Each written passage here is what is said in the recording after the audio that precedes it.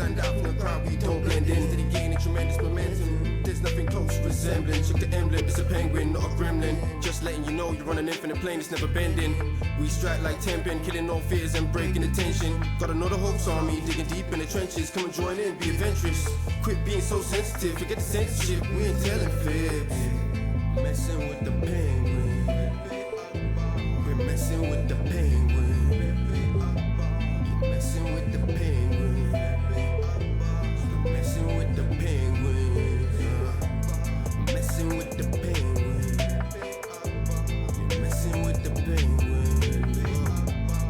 Messing with the penguin. Fucking with the penguin. We are live 4/20/2024. Infinite Plane Saturnday. We're live on all platforms. The audio should be picking up momentarily. That is Fepe Akbar, Allergic to Bullshit, featuring Lean Dion.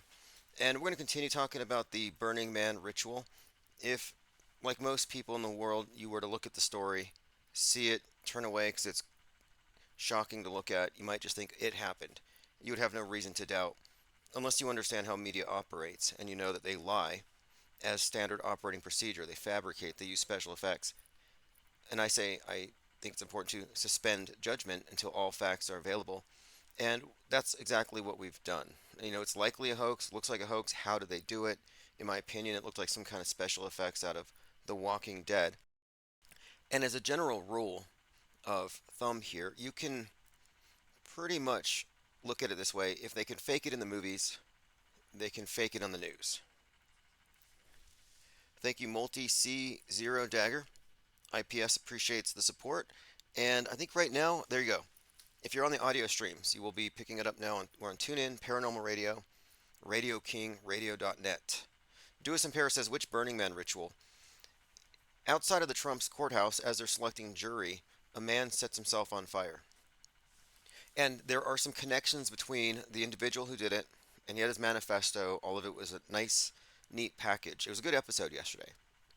A good episode on the world stage, as the world stage turns. And looking at this, it's like, wait, this can't really be separate from the previous event with Trump in court, where outside you had this Joker 2 movie being filmed. So you had this Joker connection. And on that date, 4/4/2023, it was Heath Ledger's 44th birthday, posthumously. However, the Joker connection, Joker 2, was tying into this pretty strongly. And this particular Burning Man has some fascinating connections to the Batman Joker body of symbolism, as you'll see. And it's increasingly unlikely as we pour over this that this is anything more than another scene in the movie. Nothing here to indicate it's real. And the special effects, of course, might be hard to see through at first, but my rule is, when it comes to world stage magic, just because you don't know how they did it, doesn't mean it's real. You might need to research, and that's exactly what we're doing here. So let me go through some comments. Joined by HBIC, P Trippa 103, Ted Striker 2112, Michael Cervantes says happy 420. Yeah, there are people lined up around the block for the dispensary around the corner. Clockwork 113, HLG, Multi-C0, again, I appreciate the support. Copaesthetics here. All right, and the research in our Gilded server is unparalleled, if you go in there and take a look. Joined by Symbia, says, the Burning Man looks AI generated in his TikToks. I don't know, maybe it's just me, but he looks super weird. Yeah, not only does he look super weird, but there's something anachronistic about his manifesto. Like ranting about Hillary Clinton and Trump. It's like, this is from 8 years ago. It's not even relevant. And he's pretty sure that Peter Thiel has taken over the world. It's like, who's scared of Peter Thiel? If you're left, you're afraid of Musk, as far as billionaires go.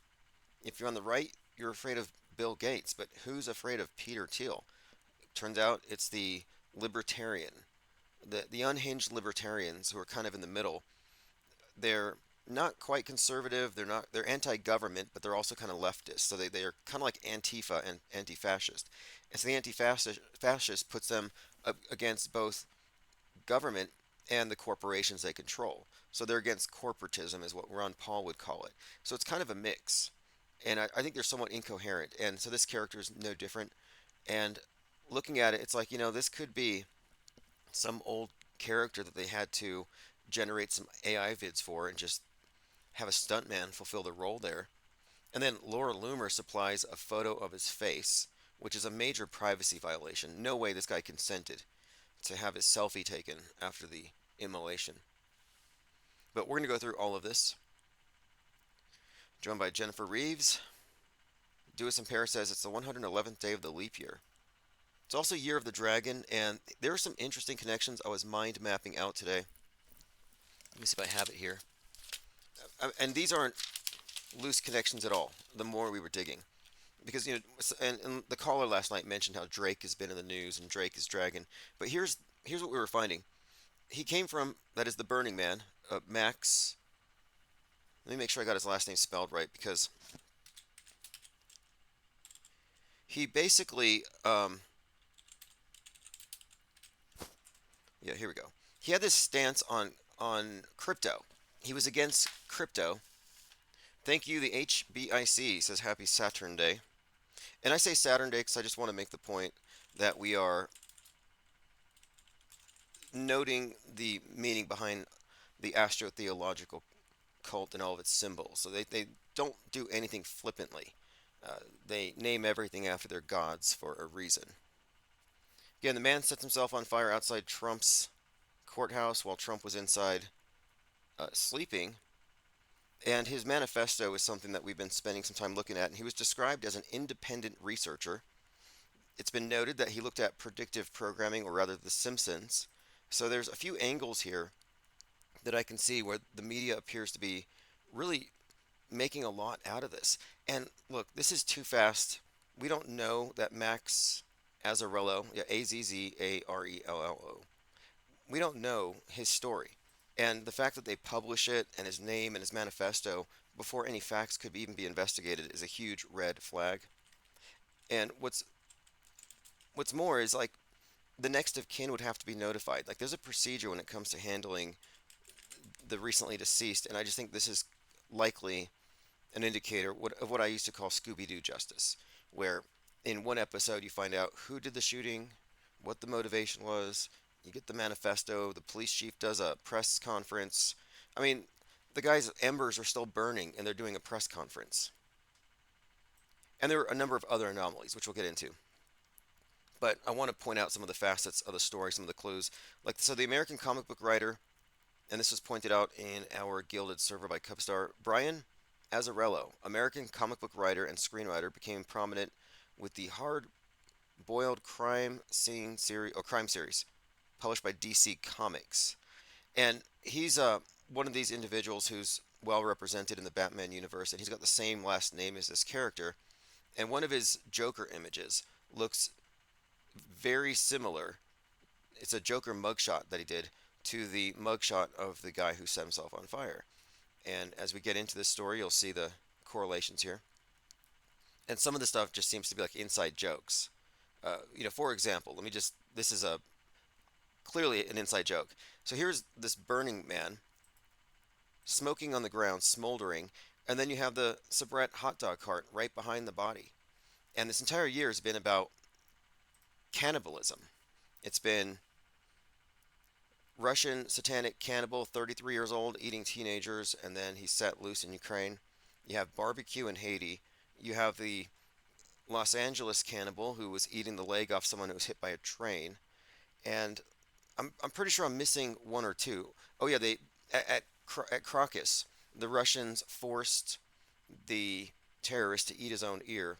But we've been talking about this cannibalism thing. Well, one of the subtexts to the Joker movie is kill the rich, eat the rich. That's kind of a reoccurring subtext. And the reason why that stands out to me as significant is the Joker movie made a point to say kill the rich. It was all about class warfare.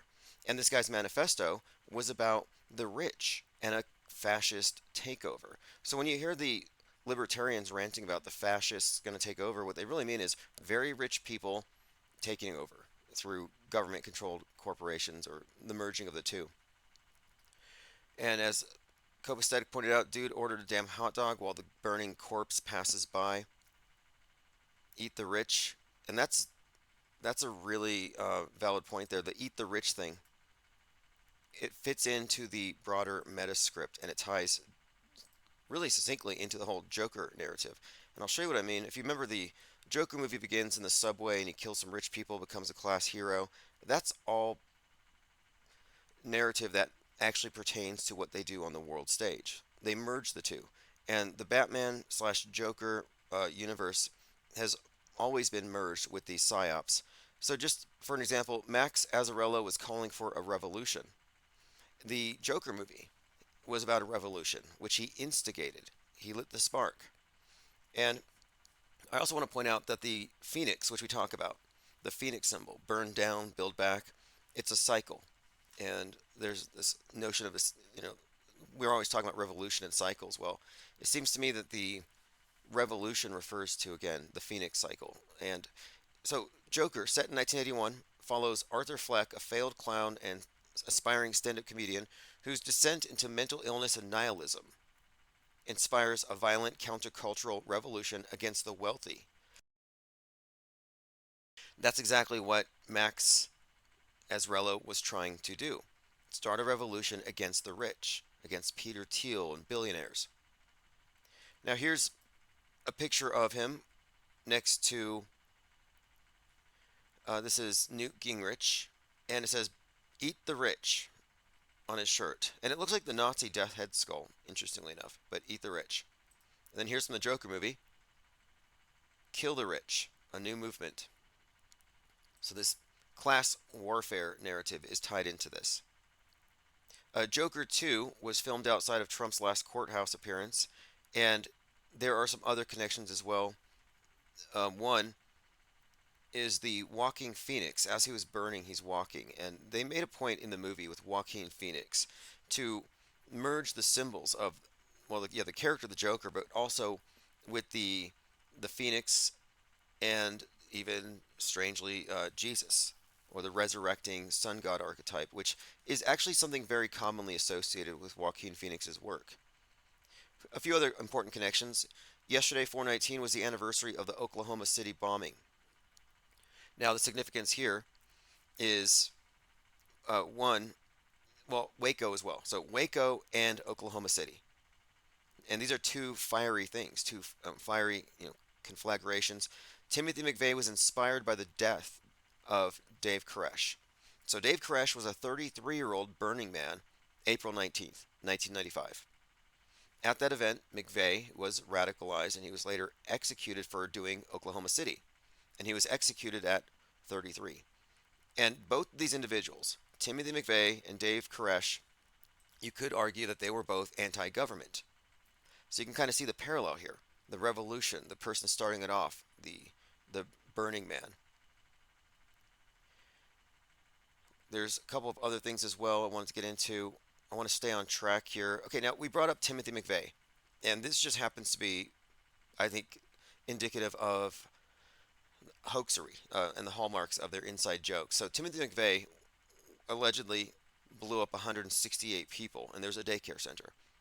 And it's been suggested that he came back as Paul Weissapal, FBI agent, head of a task force that recovered trafficked children. Now, we've already known about this. This has been talked about for some time, that McVeigh, and if you look at his death, it's obviously hoaxy. 33s everywhere, the P.O. box, the number of acres, the age of the person playing music when he died. They made a big point to really convey how hoaxy this was. Inspired by the Turner Diaries, written by a guy born on 9/11, 1933. McVeigh executed 6/11, 2001, 90 days before 9/11. We talk about this all the time, but this is new to me. We already saw the resemblance, and there's a number of things that would connect Paul Weissapal and Timothy McVeigh. I believe his name has an anagram in there with like something with psyop. All you see is a psyop if you put specialist Paul Weissapal. But moving on, he's part of a task force that rescued 168 children. 168 juveniles recovered in nationwide operation targeting commercial sex trafficking. The FBI, its federal enforcement partners, and the National Center for Missing and Exploiting Children conducted Operation Cross Country. And they busted about 281 pimps, recovered 168 children, and he was the head of it. So I thought that's interesting. As Timothy McVeigh, he kills 168, mostly children, And as Sergeant or Specialist Paul Weissapal, Special Agent Weissapal, rescues 168. What a coinkadink. Dewis and Paris says these recycled hoaxes have the feel of a security camera feed hacked and put on a recorded loop while robbers loot the vault.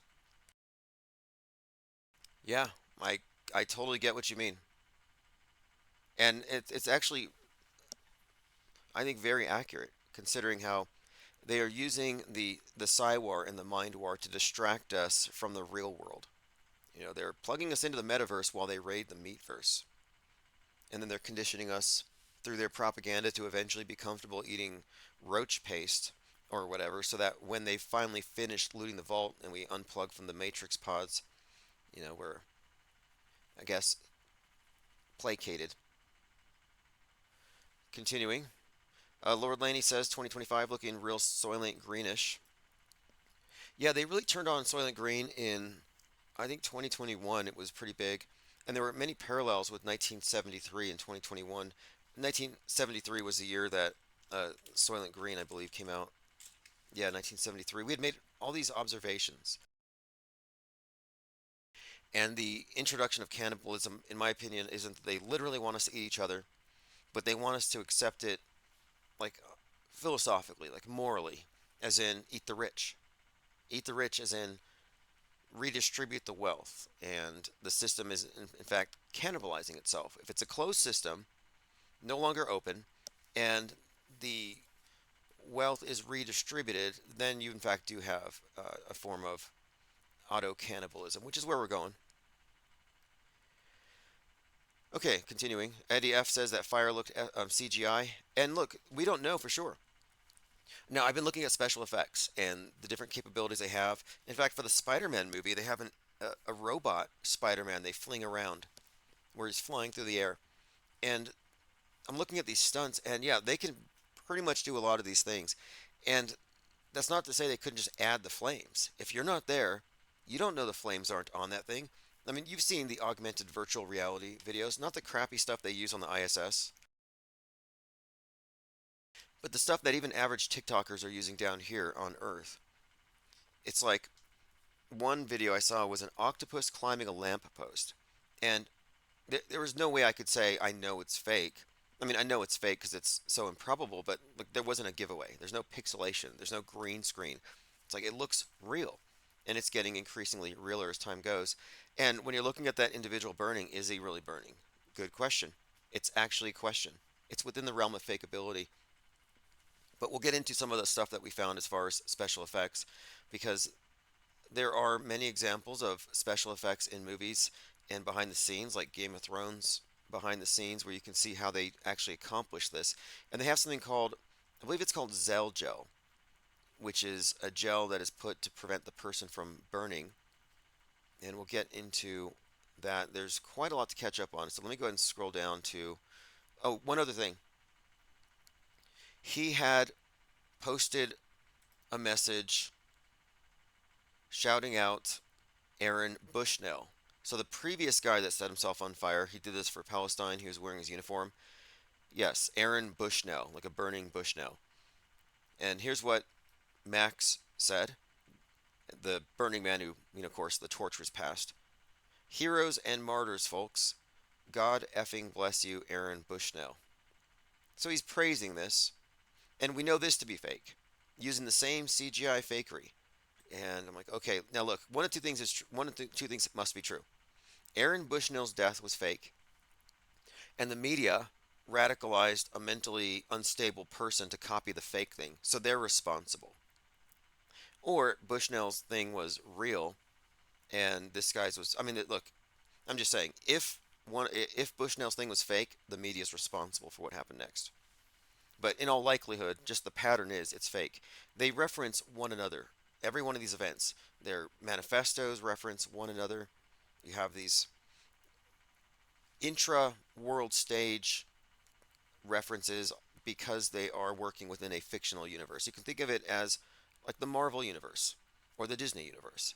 You have basically a set of characters, a cast of characters and situations and stories, a body of myths that are all said to exist within this closed system, this fictional universe.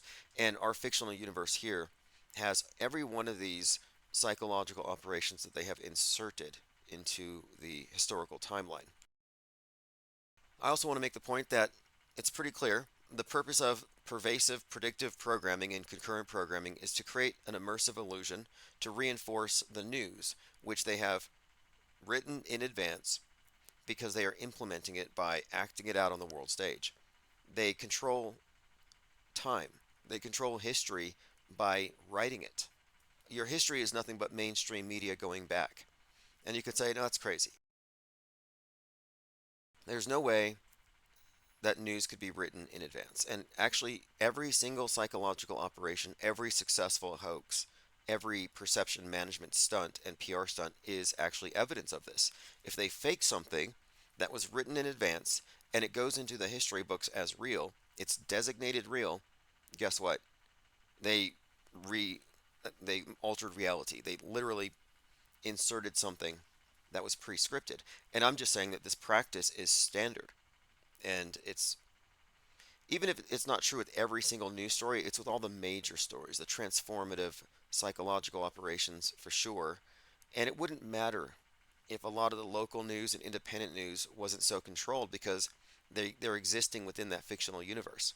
So it doesn't matter if you're not controlled. You're still playing by their rules. You're writing for their team, for their company, for their their creation. So if you're going to write for the world stage, you're writing for a world in which moon landings are real, etc. Let me catch up on some comments. Oh, wait, let me go up to the Joker reference before we get. I want to hit that first. So here we go. Michael Scott on X said, Max Azzarello, he's comparing him here to Joker. Now, The Joker is an American graphic novel published by DC Comics in 2008, written by Brian Azzarello. It's an explosive Joker sequel, filmed outside the Trump grand jury courthouse in 2023. So here we're looking at someone with the same last name and his version of the Joker. And he's got this smirk and one eye open more than the other. And it does look very similar to the really unusual mugshot of Max Azzarello. And these mugshots all look really suspect, like fake, but this is one of the connections he was making. But again, I wanted to just point out that there's a few others, and the previous courthouse drama with Trump had a Joker connection, the Joker 2 movie being filmed. Interestingly, the Copenhagen Spire Fire, they call it a dragon's tail. That Spire Fire had a image of a bat right up next to it in one of the photos, like very prominently displayed. And that was also the day it was Bat Appreciation Day. That was the name of the live stream that day. So we've been looking at these connections, and that event happens on the near anniversary of the Notre Dame fire, which had some fascinating connections because one, it's the stock exchange building burning in Copenhagen a few days ago, and it's got this spire that's called the Dragon's Tail, and people were rescuing these priceless relics from inside. And this was very reminiscent of the Notre Dame fire, where the same thing happened. And one fireman had to go in and rescue the crown of thorns that Jesus actually wore, supposedly. Now, so he gets the crown of thorns, he gets out, he's a hero. Turns out he was also a hero at the Bataclan shooting. So the bat reference is kind of reinforced here. And what are we seeing here? Well, there's a connection. That was a stock exchange that just burned. This guy was very anti-crypto and had some kind of message about how everything's going to crash financially and the billionaires have screwed us over with some giant Ponzi scheme that will turn them into trillionaires and it's going to be a fascist coup globally. That's kind of his story. So now it's time to kill the rich, just like Joker, eat the rich. So we're kind of seeing here the character is aligning with this Joker-esque character from the more recent Joker movie. Cubstar points out he was in the designated demonstration zone. It seems like a clear-cut case to me. Technically, the fire extinguishers are censorship.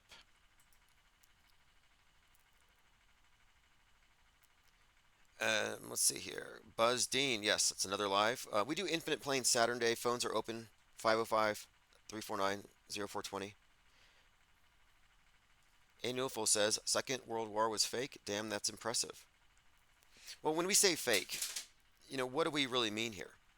We have to get into the conversation about fakeability. Like, whatever you think about it, you have to ask yourself, what do you really know? And then we also have to look at how compartmentalized it is. So you're led to believe a lot of things, but what do we really know? And that's what we've been working towards. And the more we dig, the more we find evidences of routine, standardized fakery, decoy operations. Look up the dummy tanks of World War II, bunch of inflatable tanks. Not to say they didn't have real tanks, but these operations involving mass deceptions aren't new. And this is right along with the Machiavellian Sun Tzu art of war. The greatest generals don't even draw their swords. That's kind of what it looks like to me. We've been conquered in the mind. And when it comes to, quote, war, it's mostly propaganda, in my view. Mostly theater propaganda, the theater of war. The big numbers they give us, fake. Um, and again, we're talking belief versus direct knowledge, and then how compartmentalized it is. But nukes are fake. I mean, atomic bombs don't exist the way they describe. There are explosives, there are special effects that they could use to create the appearance that these things are real. So we have to start with that. If that's not real, then let's work our way back. And I would contend here that these decoys, decoy tanks, decoy bases, planes, inflatable rocket launchers, these things have been used for decades. Now, are they used to fool the other side? Think about it. We get reports. Ukraine has inflatable, fake or wooden rocket launchers on the back of trucks, tricking the Russians, right? It's like you're telling me the Russians aren't reading our newspapers? So we're all laughing at the Russians because they're being fooled? No, they're fooling the cameras because they are fooling the masses. There's no reason to think that these nations are actually competing if you just look no further than the ISS. The ISS shows you that there's international cooperation in hoaxery, the International Hoax Station. They all agree. And who are they hoaxing? Not each other, you. That's right. Peter Territory says they had dummy paratroopers in World War II. They did. Parachute dummies or paradummies were a crucial aspect of the Allies' deception plan for the Normandy landings. They were nicknamed Ruperts by British troops. It was suggested they were named after the character Rupert the Bear. And it's just more advanced. Today, and there were many of these shipped to Ukraine. I mean, it's like, look, you're fighting a war. Why do you need to train? You should already be trained. They're sending a bunch of hyper-realistic surgical training dolls. These things bleed and they breathe. You can do surgery. You can intubate them. And they look super realistic. You can get them custom made. You can order the George Floyd doll. My point being, everything we're describing is within the realm of fakeability, and we have to consider that fakery is their primary weapon.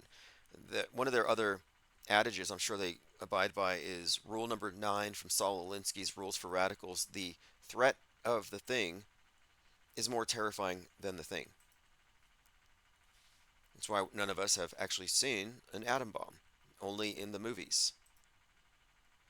Okay, so here we go. I'm looking at this piece this tweet by Michael Scott about Max Azzarello and these Joker connections.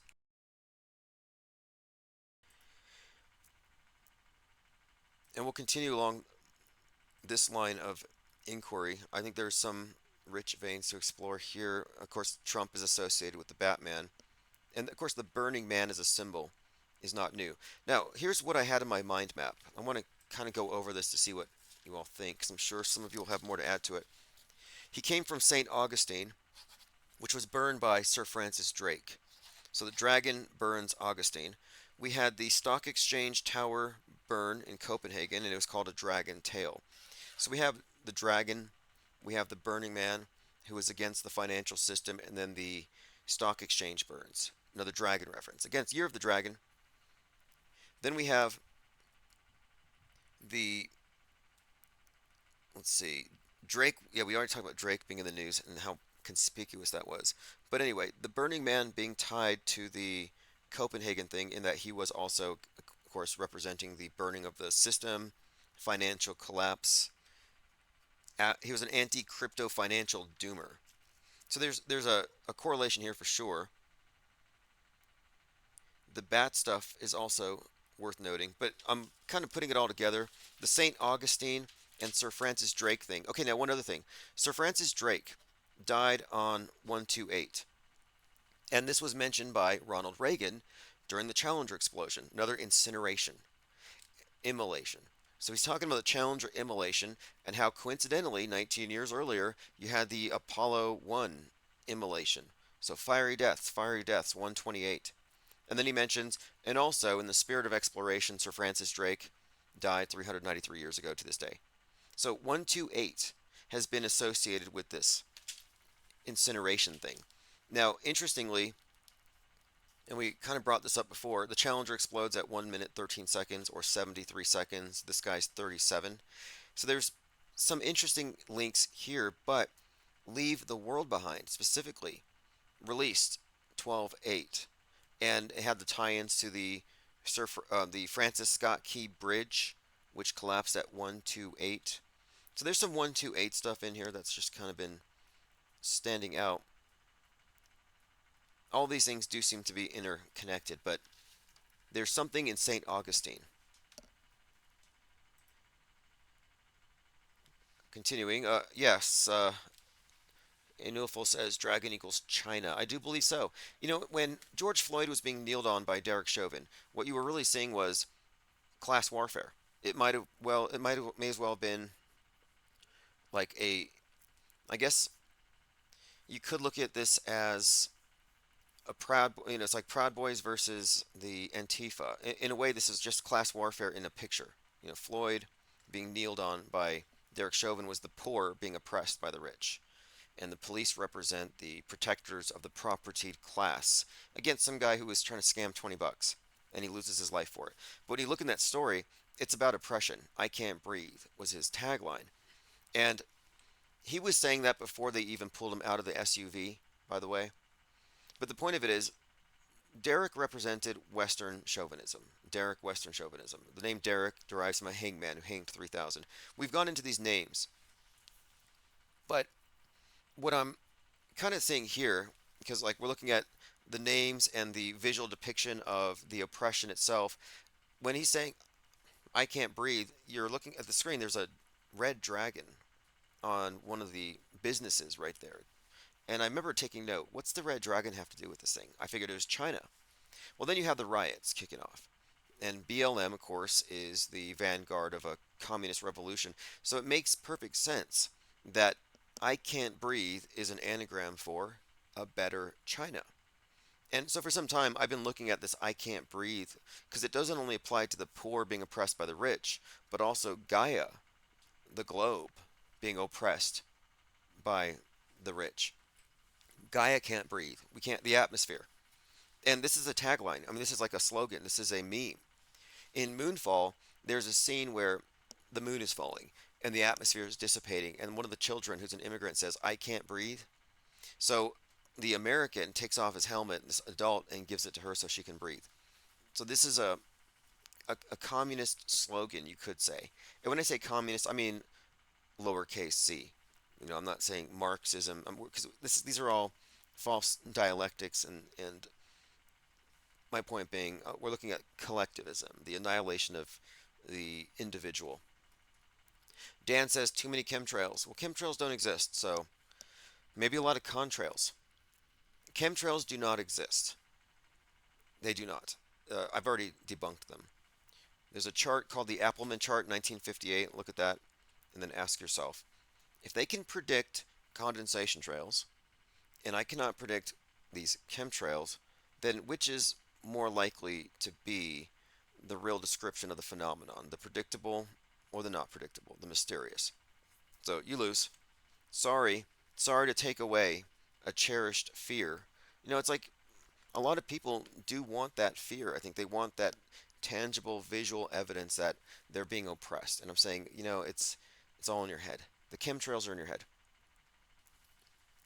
Plus, it ruins the day. I go out on walks, and I look at the sky, and I'm just taking everything in, and I wouldn't enjoy it so much if I thought that was all poison, and that I was just inhaling toxins. I would wear a mask. If I believed in chemtrails, I'd be wearing a mask. And I don't know why your average chemdoozler doesn't wear a mask. Portal Complex says response time to the Burning Man is perfectly timed. Yeah, the Burning Man story here ties into a few things, and we're still just getting into it. Dan says there's a lot of chemtrail mental illness on X. Well, let me bring this up because I've been saying for some time that they are a bunch of cowards who never do anything, and I wasn't trying to goad anyone, but there is someone, and I don't know who he is. He's a live streamer. His name is something potatoes. I'll pull him up, but he is calling on people to go after and stalk pilots. He says you can't get them when they're up there poisoning the air, but we can. Here he is. His name is Angry Potato. I don't know who this guy is, but the Angry Potato puts out a very dark video about chemtrails and how he wants people to pool their resources together. He wants anons to, quote, find the pilots. Let me play this clip because this is where they're taking the chemtrail psyop. I've been wondering, how are they going to make this seemingly innocuous paranoid delusion into something dangerous? They've just done it. They have put a target on the back, sort of like how they were saying that the anti-Vs were going after nurses and doctors. Well, now the chemtrail fanaticists have a call to action. Looking up, start looking up what these aeroplanes are doing. There's a lot of pilots that are involved in this, and they're just as fucking bad as the people that pay them to do it. Remember, these pilots get paid to do what they're doing up there. They're not only hurting us, they're hurting our children, they're even hurting their own family. We can't go to airports and stuff because it will end up bad for us. Right. So he's saying we can't go to airports because, of course, they'll be labeled as terrorists. And he's suggesting that people go after pilots. And he does this because he believes that condensation trails are a poison. And he believes this because there's a whole lot of grifters, propagandists, fear merchants, and propaganda mules who create this echo chamber where anyone who disagrees with it is part of it. Like, I'm getting payouts from all these airlines to say these things aren't real. Anyway, it's just such a dishonest proposition. It's been debunked, but it's looking really bad now because now instead of investigating the other side and looking at the evidence that maybe it's not true, they're thinking, how do we stop this? And so he's talking about going to the homes of pilots. But what we can do and what we must do is find the pilots. And without violence, I'm not talking about violence, we must find the pilots. We must go to their houses. Okay, so I don't want to play too much more of this, but this is the Angry Potato, and he is suggesting that chemtrail believers get into some really dark, really criminal, psychotic activity to save the children. So just heads up, this is par for the course. You can see what they're doing. They're saying this is a crazy conspiracy theorist. You have the conspiracy theorist barbecue, and he had dangerous ideas. But look, this is incongruent. Trump is with Hillary. That's his bumper sticker, homemade bumper sticker. It just seems anachronistic. Okay, here's a post from our Discord server, posted by Lean Dion. Copenhagen Spire burning with the Batman thing. And this is on Bat Appreciation Day. And yes, there is a DC even. It's a DC Batman logo right there. So that would be a solid link between Max Azarello playing the role of this Joker-esque character, the dragon tail burning, and his place of origin, St. Augustine, which was burned by Sir Francis Drake.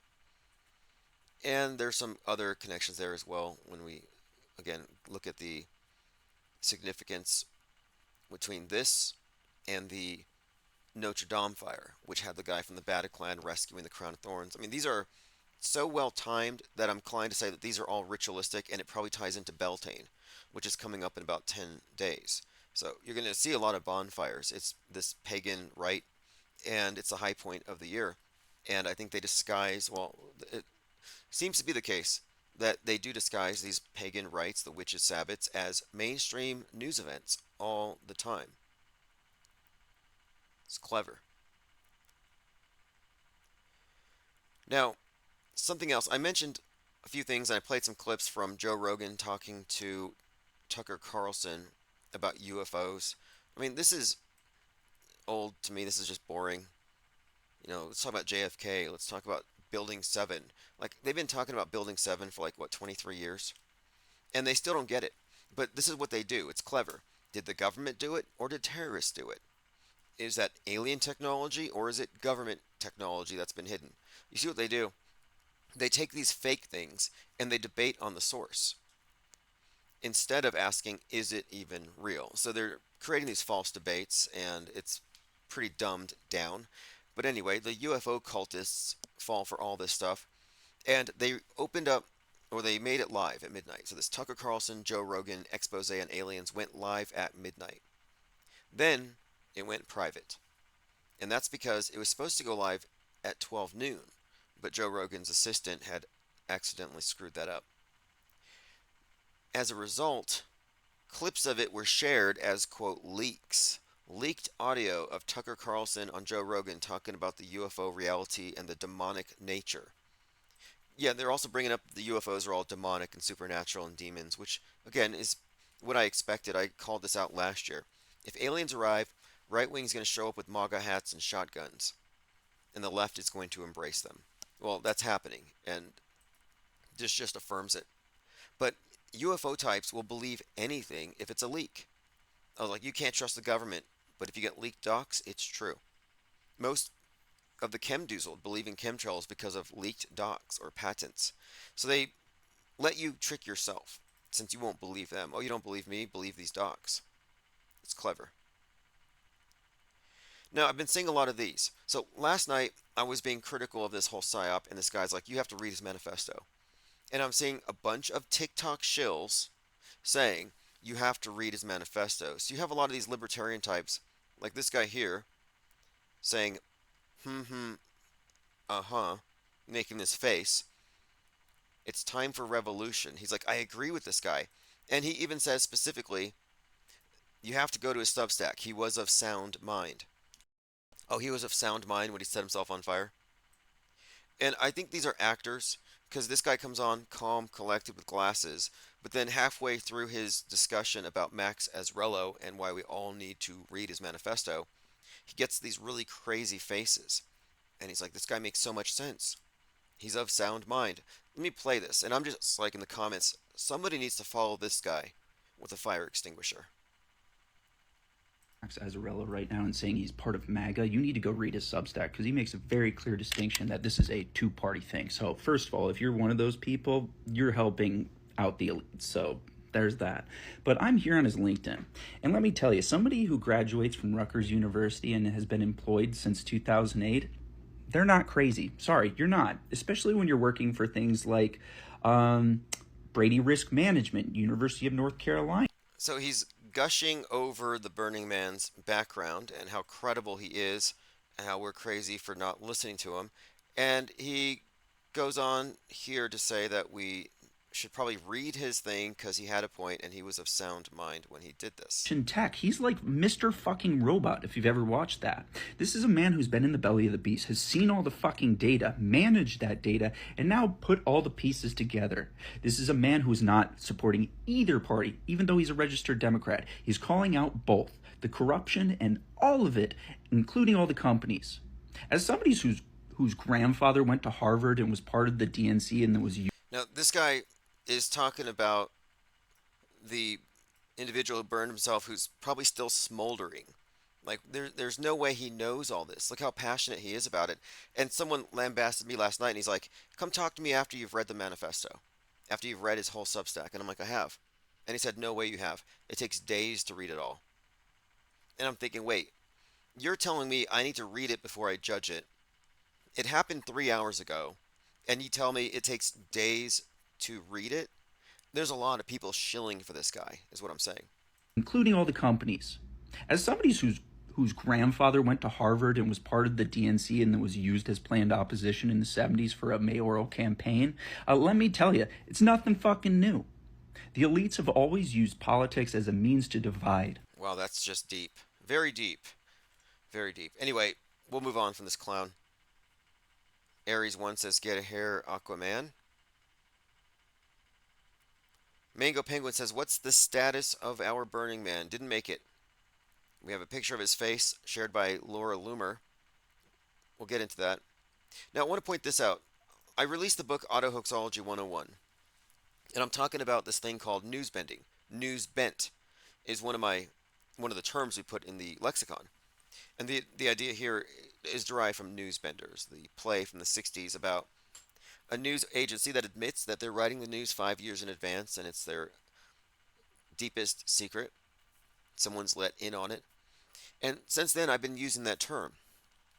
And I've been also saying that we are creating a separate body that is the parallel media, where we're fully apprised of what media is and what it means to be outside of the MSM framework as far as the box it puts you in with all of its presuppositions.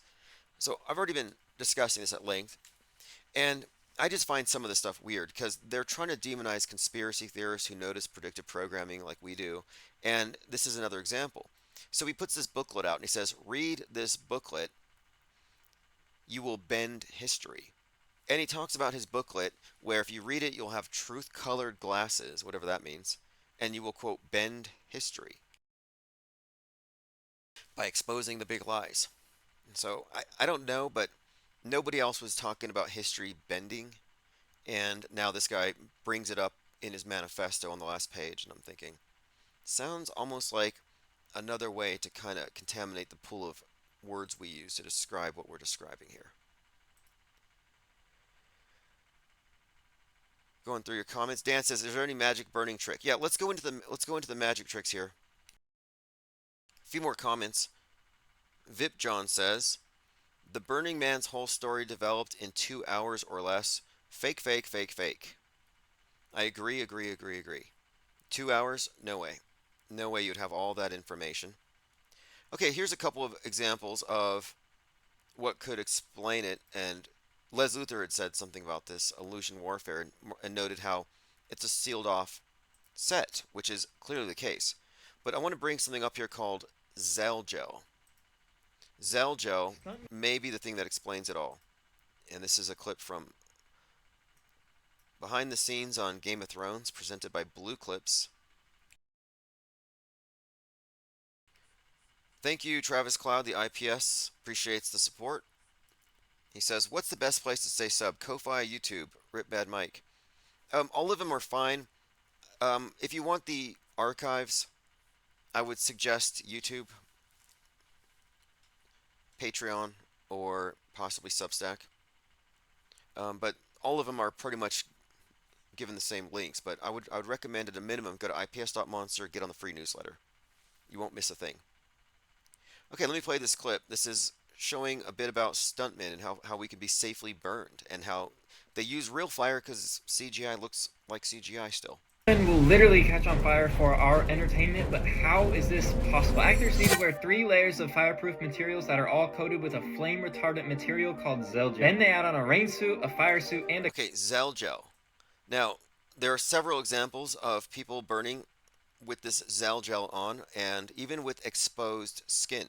Pull off, and it looks like crap. It's really that simple. I mean, it's the same reason real firearms are used on set instead of fake, but there are a lot more safety protocols than just the suit. Like, the afters have to be put out in at least 20 seconds, and you have to be holding your breath so you don't breathe in any of the fire. Which seems crazy. Okay, so stuntmen holding their breath, covered in Zell Gel, burning for the camera. This is within the realm of fakeability for what we saw.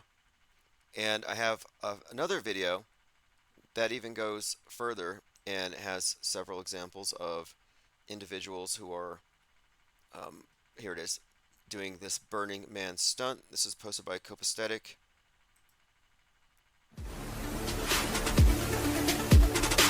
This is by Vitus Stunt Team.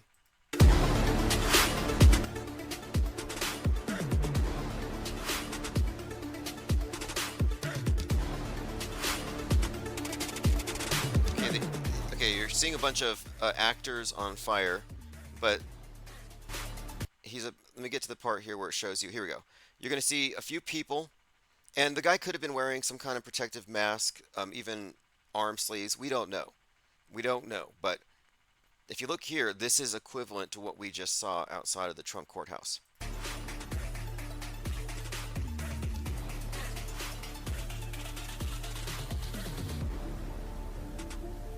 So you have individuals on fire.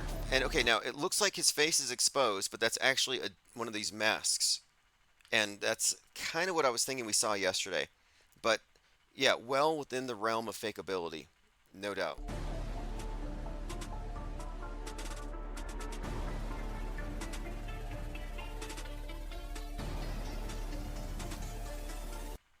Now, of course, did he hold his breath for a minute?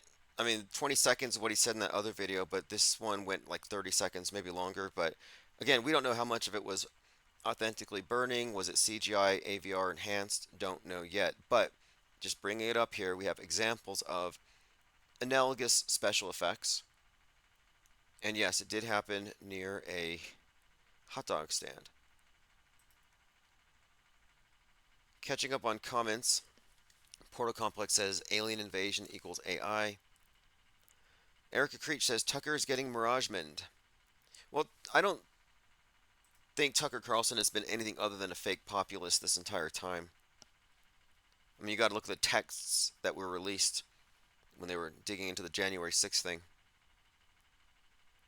Mango Penguin says any video of him at all on fire. There was plenty of time to get the phones out. There weren't that many people. It was a closed set, and I'm looking. Look, we don't know for sure how much of what we saw was even live, how much of it was a mix. You know, like you could have a mix here. It's really also questionable that CNN was right there and immediately went into their hot take on it and sat there while they were smelling burning meat. Like they had to tell you that. None of it really adds up, but we'll continue to dig through this thing. The timing of it's conspicuous. The symbolism, St. Augustine, all the details are building a composite that this is another scene in the movie. And of course, Joker was played by Joaquin Phoenix. So you have another correlation here between Joker, Joaquin Phoenix, or Walking Phoenix. This guy's walking and burning and setting off a revolution, calling for a revolution, which is what the Joker movie was about. And if you look at the Joker, I'm talking about the 2019 film, most of the movie posters have him walking with his arms out with flames behind him, giving the appearance of a burning man. That's kind of the whole motif of the film because he's setting off a revolution. I'll put that on the screen if you're not familiar with it. There you go. And his hair, his mannerisms, and if you looked at his mugshots, very Joker-esque. And again, his last name is the same last name as the guy who wrote the DC comic, which happened to be weirdly referenced on that burning spire. Okay, let's see here. Isabel says, I was burned by boiling water, screamed bloody murder for a long time. In my opinion, we should have heard him screaming from even far away. Yeah, that was, why he wasn't screaming. He was holding his breath. He was holding his breath, and he had Zell gel on his face. I mean, what else can you possibly conclude here? No, he wasn't screaming at all. And I thought about that too. So oftentimes, and this has got to be put down as an axiom for autohoaxology, oftentimes what gives away the hoax is what should be there but is conspicuously absent. Yeah, and his manifesto, written on the same paper that they used to print the 9/11 passports, I read it, or most of it, and it's a libertarian screed against billionaires nobody's heard of, and it's not believable that you would die for that. Like, I can see somebody martyring for, not even for Biden. Nobody would, like if somebody burned themselves for Biden, you'd say there's no way. Well, this guy burned himself to oppose Peter Thiel. I mean, maybe if there's a lefty doing it against Musk, I could see it. You did have that one environmentalist try to set himself on fire, and he only got his sleeve on fire before they put it out. And something else, when this thing was happening, nobody did anything but look, and one guy's like, oh, look, he's on fire. Takes a bite from his hot dog. He's on fire. And then this one individual starts running, and he's got like an American flag. And I'm thinking, he's going to throw the flag over the corpse or over the body, over the patient, over the victim, and stamp it out, with a flag. And then out of nowhere, this man in a suit stops him, blocks him, and says, stay back, stay back. So none of that looks legit to me. And again, it kind of reinforces the idea of a closed set. Zinvella says burn back better. Yes. Erica Creech says the Buddhists didn't scream.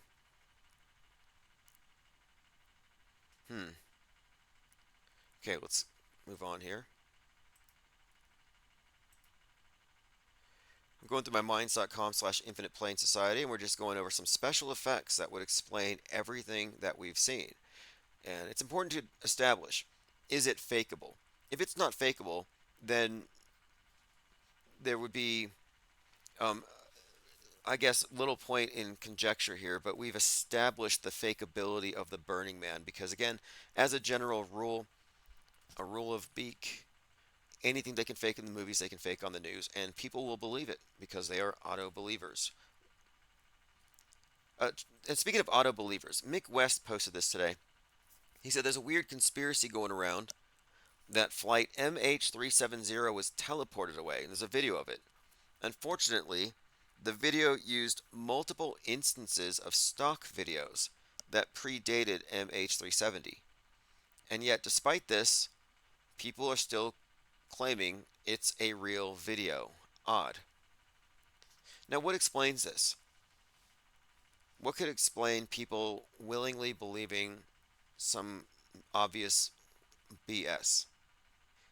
Good question. As far as I can tell, it's consensus. It's the utter subjectivity of the world today. You believe whatever massages your cognitive bias, and nobody's going to stop you.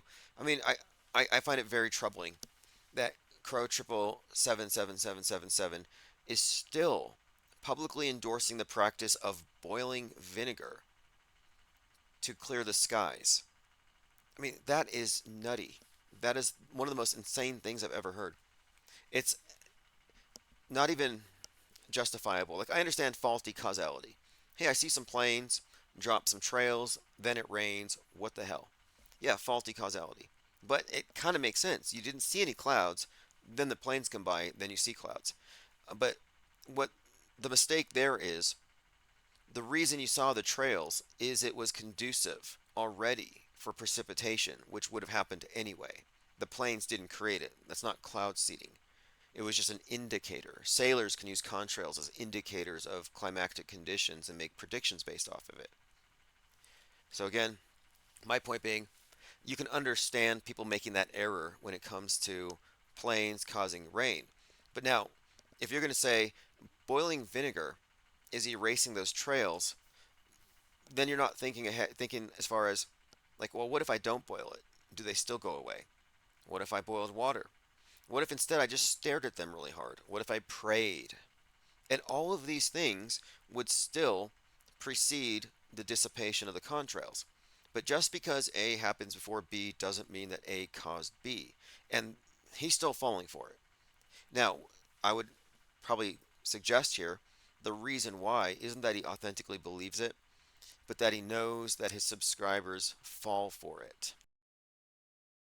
And the UFO cult is largely run by the government. And then you have a lot of, enterprising believers, but it's a government operation, always has been. Someone mentioned Mirage Men earlier. If you haven't seen the documentary Mirage Men, it's a must watch. In fact, if I had to recommend must watch Mirage Men and Newsbenders, this would be IPS deprogram mandatory viewing. Newsbenders and Mirage Men.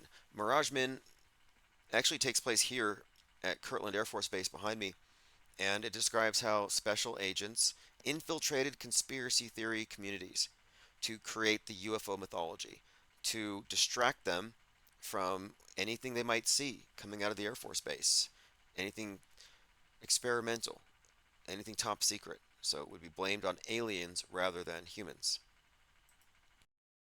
And the purpose of this Mirageman thing, it explained, was to, of course, discredit them. And towards the end of this documentary, it's explained to the subject that we were lying to you. And he didn't want to believe it. He built his community. He had conferences. He had lots of friends who were abducted by aliens. It became a thing. And he said, okay, you have to tell me because now I know too much. So you're trying to tell me it's not real. So he refused to go back to reality.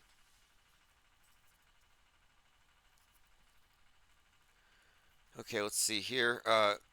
Boil the smugness out of Mick West, says Dua Simpera. Yeah, Mick West is an intriguing character to me. We brought him to Las Vegas, Mad Mike Hughes's Exit the Matrix conference. Mick West was brought in to debate flat Earth, and we had a few conversations. And he has a book called Escape from the Rabbit Hole, and he describes, how people fall into these traps and how to pull them out. He's there to rescue conspiracy theorists. But what I find to be interesting about him is that he can look at these UFO videos all day and say fake, fake, fake. That's not real. That's not real. But then he thinks the space station's real. I'm sorry, but if you have the visual literacy to deconstruct UFO fakery, then NASA fakery should not present a challenge. So I look at him as a gatekeeper or someone who's just tremendously blinkered and boxed in, like a total Truman in the Truman Show, which could be possible. So I'm not sure which. The smugness of it makes me think that he's a Truman, that he doesn't know what he doesn't know, and so he has falsely assumed the intellectual high ground. But he's a dupe. He's visually illiterate, and he's in the box. Submerged in the sea of irrelevance. It's another reason why it doesn't matter if it's true or not. You can believe it because it's not even relevant whether it's true or not anymore. Isabel Ann says, have you looked into Reich's cloudbusters? Yeah, I would probably suggest here that Reich's cloudbusting, if anything, was, and I'll have to look into it, Orgone Energy. Supposedly William Reich was producing rain. And I've seen these like pipes that he had. I'll have to look into it. So if you're not familiar with William Reich, I believe his books were destroyed. He had some theories about the purpose of sex and consciousness and energetic exchanges, and he thought it could be accumulated. A cloudbuster is a device by Austrian psychoanalyst William Reich. He claimed he could produce rain by manipulating orgone energy present in the atmosphere. It was used in a way similar to a lightning rod, focusing on the sky, grounding it where it was presumed to absorb orgone, which would draw it out of the atmosphere, causing the formation of clouds and rain. They did dozens of experiments with the cloudbuster and called it cosmic orgone engineering. There have been no verified instances of a cloudbuster actually working and producing notable weather change such as causing rain. It's seen as a pseudoscience. But these are hollow metal tubes, and they're connected to a, quote, orgone absorber. But my take on this, having not really looked too deeply into it, is that it's likely faulty causality, taking credit for what they haven't done. But I'll have to look into it. I am interested. I mean, I have looked into it before, but not that deeply. Val Lamont says, look up stratospheric aerosol injection. I have. And look, there's a lot of fear about geoengineering. You know what geoengineering is? Every time you use the word geoengineering, if you're a chemtrail believer, you think it's a secret government project to alter the weather. The environmentalists say geoengineering is how we combat climate change. So you're accepting the premise that climate change exists. But moreover, they readily admit that geoengineering doesn't work. These are hypotheticals. They're not actually doing it yet. And contrails from planes, cirrus clouds, would have no effect on it anyway. So it's one of these hoaxes. But chemtrails were debunked. And a lot of chemtrail believers will say, oh, well, I don't care about those. What about stratospheric aerosol injection? And what they're doing is moving the goalpost, dodging, which is dishonest. But they're also positing that the world's going to be screwed because of these invisible gases that are up there, that the government's pumping up there. And that's the inverse of what the environmentalists are saying. Oh, CO2 is going to bring destruction to the world. And that's being caused by the private sector, by business, by corporations, by capitalism. So both chemtrail believers and climate change believers agree that some invisible gas way up there is going to ruin everything for all of us if we don't stop the government or private sector, depending on which side of the fence you're on. It's a bifurcated psyop. It's fake. It's not real. You have no evidence for it. And chemtrails have been debunked. So you can't just replace the debunked with, well, but what about my stratospheric aerosol injections? But what about my geoengineering? You should have started with that. You moved the goalpost. Okay, continuing. Oh, one more point. Cloud seeding is not anything like condensation trails. These are two different phenomena.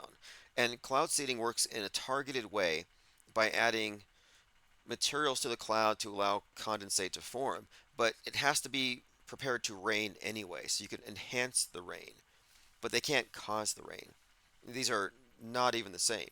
And so I'll say, oh, chemtrails have been debunked, and they'll say, well, what about cloud seeding? Not the same thing. Let's move on. And eventually, yeah, here we go. A commenter says cloud seeding is dispersing substances in the air that can serve as condensation or ice nuclei. Yeah, silver iodide. And then some will suggest that that's toxic. No, it's not. It's like levels far lower than what's in your drinking water. Okay, let's move on though. And look, if you're still stuck on chemtrails, you are offering the equivalent argument of climate change. Like you may as well go sit in the road and block traffic. Go throw tomato paste at priceless paintings.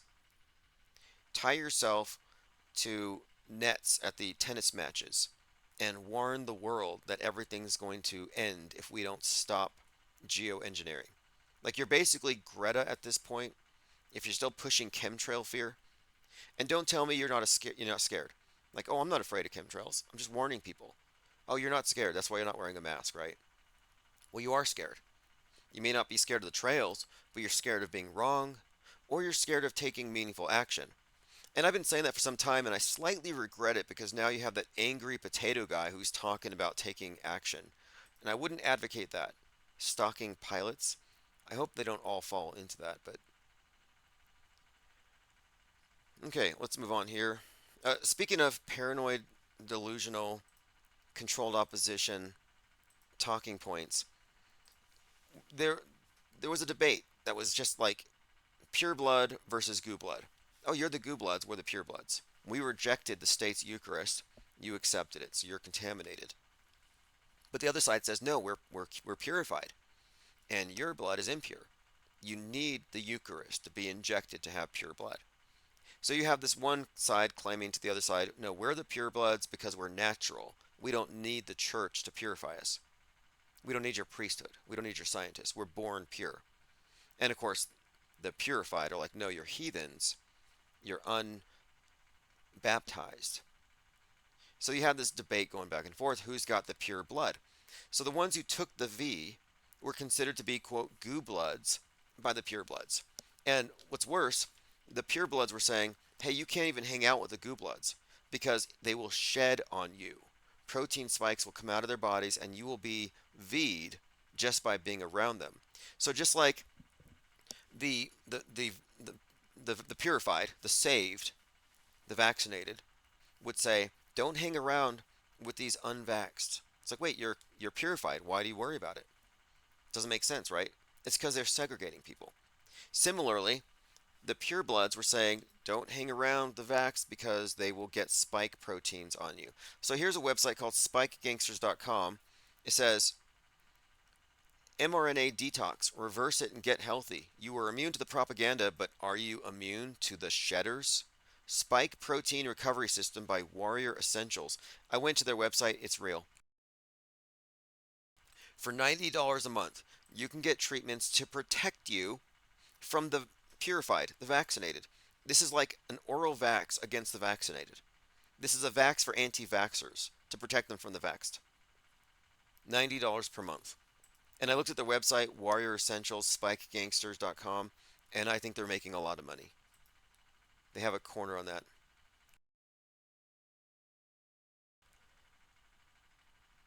Catching up on comments here.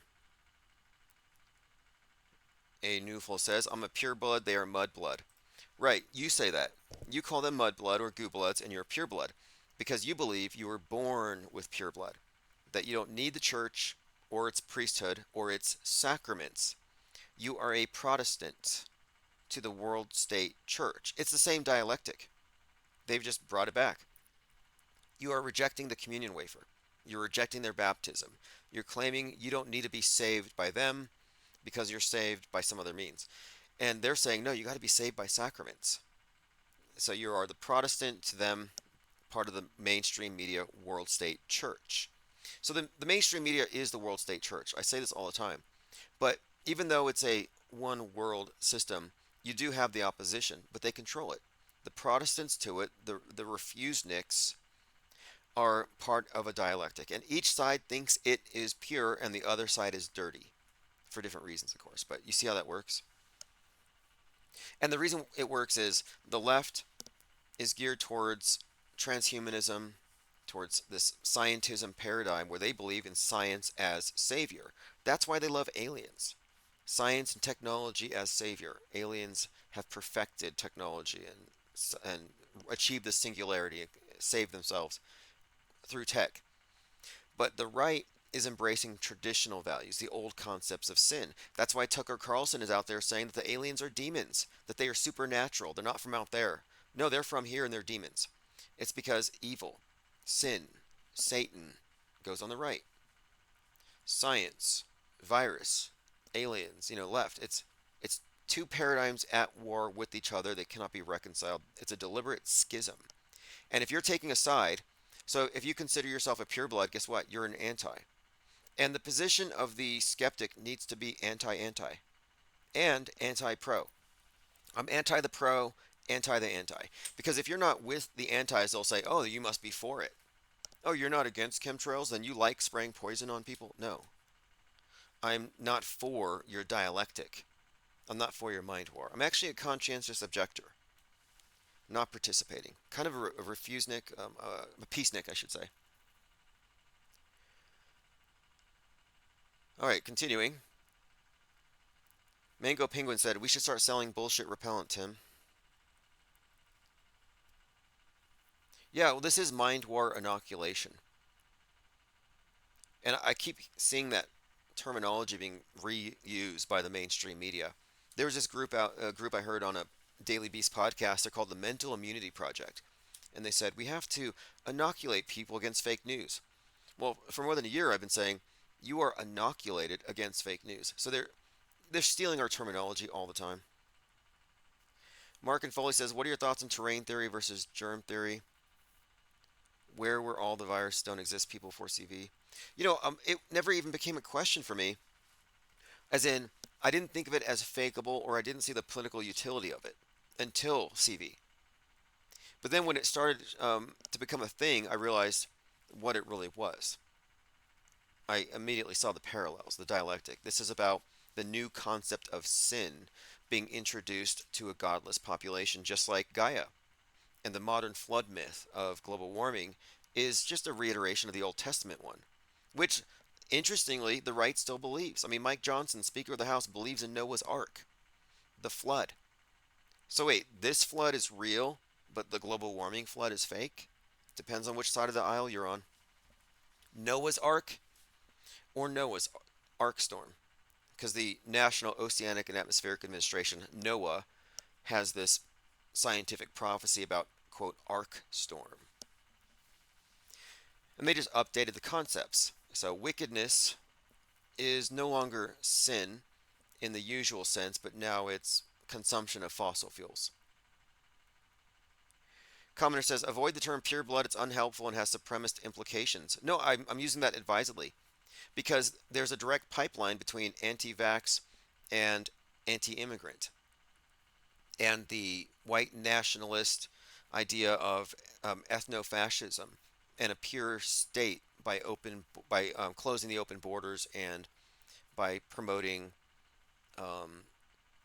basically in-group preferences for everything. I mean, that's what America First is about. So no, it's not unhelpful. It is accurate. There is a direct anti-vax to anti-immigrant pipeline.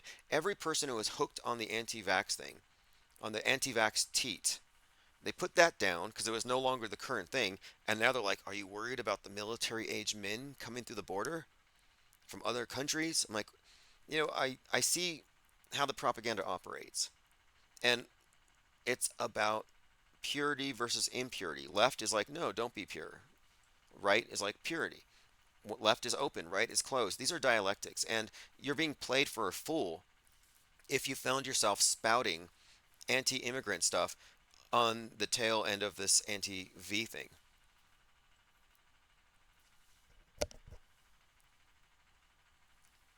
Mango Penguin says, we're all red-blooded, separated by stupidity. Yeah, I can go with that. Angst G says, RFB smokes chemtrail sticks.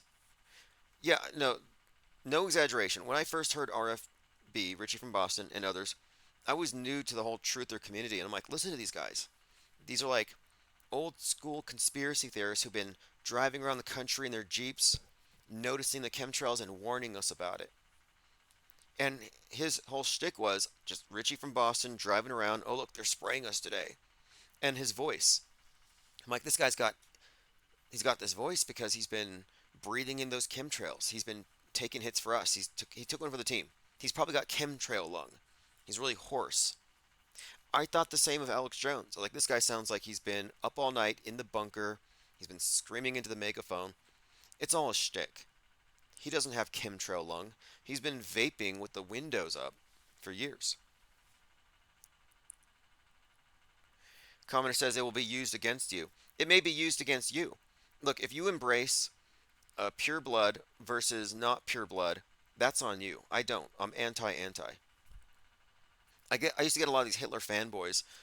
I mean, because they used to come in here and they'd be like, mainly just trying to figure out if I'm on their team. And I see the overlapping of these agendas. So no, I'm not fooled by it. I'm not moved by it. I'm not. In fact, I will double my association. Anti-vax and anti-immigrant are part of the same agenda. It ties into the anti-alien thing. Think about it. Why is Tucker saying aliens are evil and demonic and dark and scary? And the left is like, come down here, aliens. Probe us. Give us your tech. And then the left is like, come in here, immigrants. Come into our homes. And then the right is like, stay out, immigrants. You see how that works? And Tucker's like, immigrants are going to come here and kill your families. Aliens are dark and evil from far away. Illegal aliens are evil and dark and from far away. Like, you see these overlapping agendas, and it's all insecurity, insecurity, lock your doors, close your borders. Salty says, chemtrails is my favorite vape flavor. That would be kind of cool if they had a chemtrail vape. I would do it. Have one name for each, like, airline. Or stratospheric aerosol injection. Does chemtrail juice melt steel beams? That's my question. Like, we know jet fuel doesn't. But does chemtrail juice, whatever they put in the chemtrails, could that explain the melting of the Twin Towers? Anyone? Commenter says, happy birthday to Adolf Hitler, 420. And it's also the anniversary of, yep, David Hogg posted this today. Today marks 25 years since Columbine. It feels like nothing has changed. What do you mean? He was like 3 years old when Columbine happened. It doesn't make any sense. It's like these Mandela affected people. They're like on TikTok, like right out of high school. And they're like, Ed McMahon used to hand out big checks. It's like, that was like your parents' generation. Those commercials on televisions, like, there's no way you have an authentic memory of Ed McMahon passing out money if you were 3 in 1998 or whenever he stopped doing it, whenever he stopped making these TV appearances. But I'm like looking at this guy, David Hogg, is likely just a straw man. His mom's probably writing his tweets, but he goes on to say, nothing's changed, although some progress has been made. Blah blah. After Uvalde and Buffalo, fake, when Democrats and Republicans came together to pass a law, no one who voted for it lost their re-election because they voted for it. It used to be said gun control was the third rail of American politics, but the movement to end gun violence has shown the third rail is doing nothing about gun violence. Now, the anti-gun agenda is fake, just so you know. And like, I understand Second Amendment, but the pro Second Amendment groups I am not a part of. Like for example, the NRA. The NRA doesn't comment on psychological operations, pretends it doesn't see them. Armalite gives out 73 million to the Sandy Hookers, $73 million dollars, and they couldn't spare a few dollars to pay a PI to look into the fakery? No, it's because they don't care. They're part of it. In other words, the NRA is controlled opposition. It's a position that you take an anti. I'm anti the gun grabbers. Well, I'm anti for a reason. Because look who you're following. You're following people leading you over a cliff. But what's more, the dialectic is pretty obvious. Anti-gun is on the left. Pro-gun is right. Pro-vax is left. Anti-vax is right. And if you look at the symbolism, it all makes sense. Gun, toxic masculinity. Active, masculine, as in phallic symbol. You can look at this as a symbol of toxic masculinity, the AR-15 in particular. And then on the left, they're pro-needle. And this needle versus gun debate is intentional because the needle represents passivity, giving in to the state, allowing it to penetrate. So it's all psychological warfare. And the right is basically saying, I don't want Big Brother getting through my skin. They don't want to literally have sex with government. And the left does. The left is in love with big government. It's statism. So I'm not saying that the right is wrong for being against big government, but I'm saying this is the dialectic they set up. To be against big government is to be the embodiment of toxic masculinity, to be violent, to have this is how they mischaracterize things. And then you'll notice too, the left is marching, they're trying to regulate our wombs, and the right is marching, they're trying to regulate our guns. So wombs versus guns, left, right, male, female. It's all a mind game. So they're never going to take your guns, and they're never going to force vax you. They've already basically vaxxed your minds, and they've already taken your minds. They don't need your guns. They put you into a box where you've been nullified. But they want you to have that insecurity. I think it's safe to say that one of the world's greatest gun salesmen ever was Barack Obama. Dewis and Paris says, we've already progressed to the anti-knife agenda in Australia. There's a lot of money going into that PSYOP. I used to spell PSYOP with a dollar sign, for a reason. Just follow the money. Okay, let's move on here. Erica Creech says, Maine just passed some restrictions on guns. Apparently there's a huge event there and a manhunt. Well, the mythology is this. If they take the guns, 1776 will commence again. Alex Jones said that after reading that the DHS had purchased 1.6 billion hollow point rounds. 1.6 billion? Alex Jones, who was radicalized at Waco, who were rated over 1.6 million rounds. 1.6, Alex Jones gets radicalized, goes on to Piers Morgan and threatens to wage 1776 if they try to take the guns.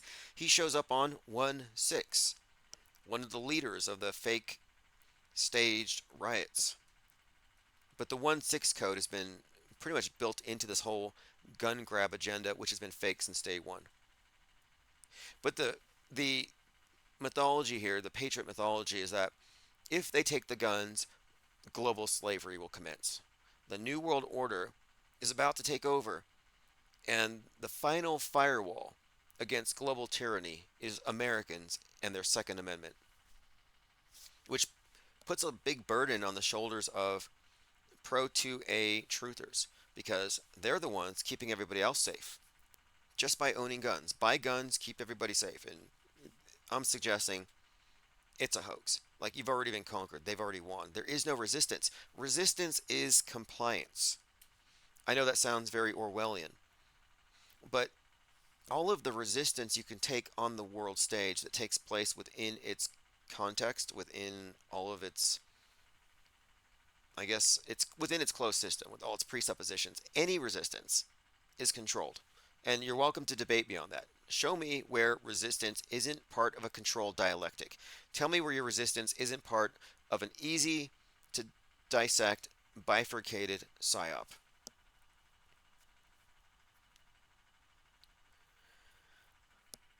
Okay, let's continue.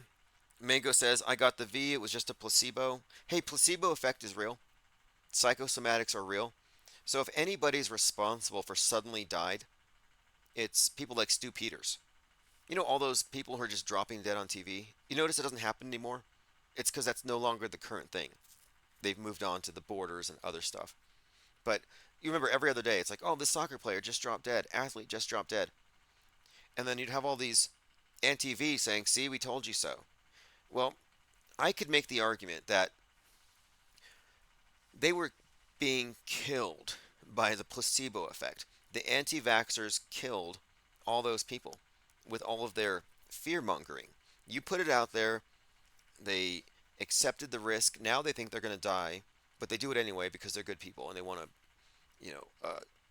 not be a threat to the community and all this stuff. And they die.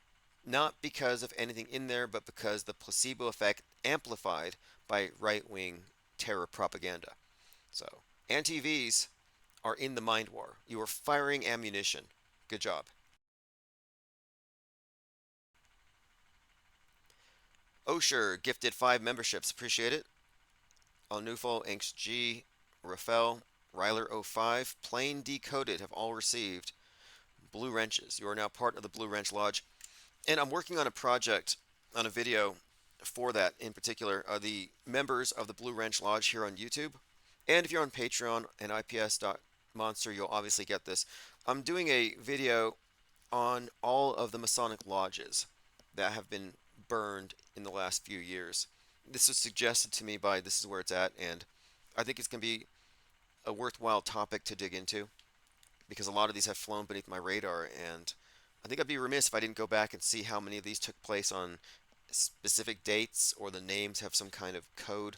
So we shall see, because it may be part of a broader strategy to scare the public about conspiracy theorists because they're always pointing at the straw man and the Masons. It's like the Masons, the Jews, the Jesuits. It's not that simple. Okay, let's continue here. Oswaldo says, do staged psyops bring about real-world consequence? Yes. Status quo. The status quo, the matrix, the desert of the designated real, the subjective universe, it is maintained by constant psyops. It's necessary. It maintains the infrastructure that forms our consensus worldview, from threats to the various visions of the future they've given us. But yeah, absolutely. It's maintenance. It's worldview maintenance. It's mind control maintenance. I mean, what some people get wrong, like the prevailing wisdom or the unwisdom of truth reveal has been false flags happen. Well, no, false flags don't happen.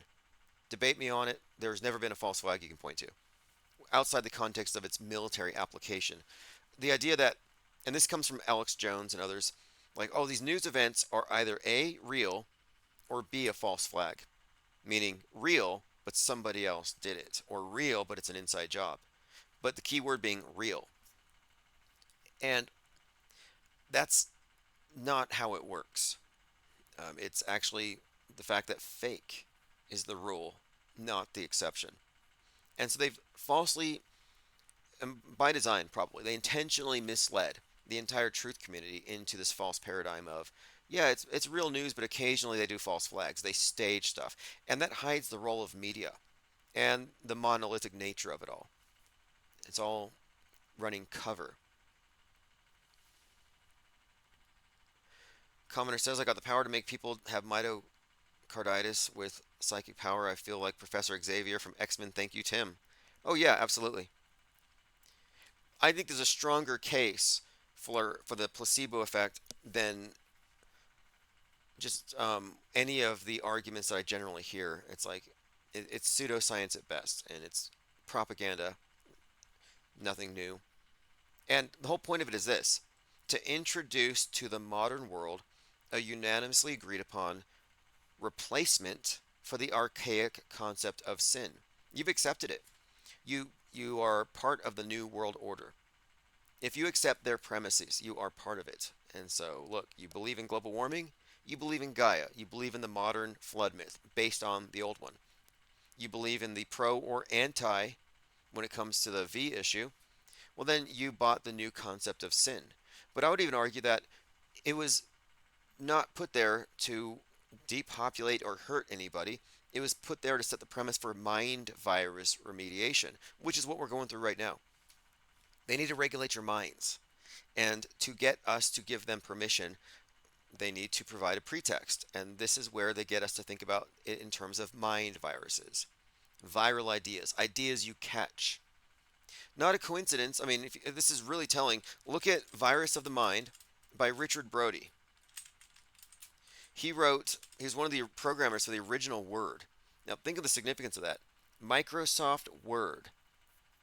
Bill Gates, Microsoft. We're talking about antivirus software. Well, Virus of the Mind, New Science of the Meme about memetics. And the main thing about this is this guy is the writer of Microsoft Word, and we're talking about mind viruses and Microsoft viruses. You see, there's these overlapping concepts here. The cover of the book almost tells it all. It has a syringe going into a brain. The premise of the book is that you catch ideas, that you absorb an idea here, an idea there, something else puts it together, and now you've got some idea in your head that it's not volitional. And this, at first I'm like, I balked at this. I'm like, no, that's not how it works. But now I realize it works. With the NPC Truman Show public, they catch mind viruses from the media. Trutherville is just full of mind viruses. Q is a mind virus. These things aren't really like thought crimes or contagious thought crimes the way they describe, but in a way, it's a fair analogy. Because we're talking about ideas that are accepted because it comes from the authority they trust. Ideas that aren't vetted. No discernment exercised. That's why I used the term maid, or the phrase maids. They have maids, I'll say. They have no functioning mental immune system. MAIDS is an acronym for mental aids, mind aids. And mind aids is how they get you to accept whatever they program you with. They just make sure everyone has it. Like basically, if you go through public education and you never question anything, you have it. They deconstructed your natural mental immune system, your critical thinking. They got rid of that. That's why I call this mind war inoculation. We have reestablished the primacy of critical thinking, starting with skepticism and the suspension of judgment. But my point being, they have engineered a public with no mental immune system, so they're eminently programmable. So now they're at the phase where they have to get rid of competition. Those who would program Normieland with their own memes, non-state approved memes. So the whole purpose of 2020 was to prepare us to be lockdownable and to get us to accept the premise of contagious ideas. They went from safe space to social distancing to, again, a new form of safe spaces, where at first safe spaces were on college campuses. We need a safe space to protect us from right-wing ideas. 2020 happens, we have our social distancing, and then they're like, okay, you're all in your safe spaces, but those right-wingers aren't complying. So now your safe space is still protecting left-wing pro-government ideas from the right. And now you can see how this is evolving into the media with Elon Musk and X. That's why I call it Disease X. WHO says Disease X is going to take us down, some hypothetical future thing. Yeah, Disease X is the mind viruses coming out of X. It's pretty clear to me that Elon Musk is a fall guy for free speech, and they're saying, look, this is just too much. Too much influence with a rich guy, richest man in the world. He has destroyed low Earth orbit with space junk, and he's destroyed cyberspace, the commons, with mind junk. We have to do something. And that's where they're leading us.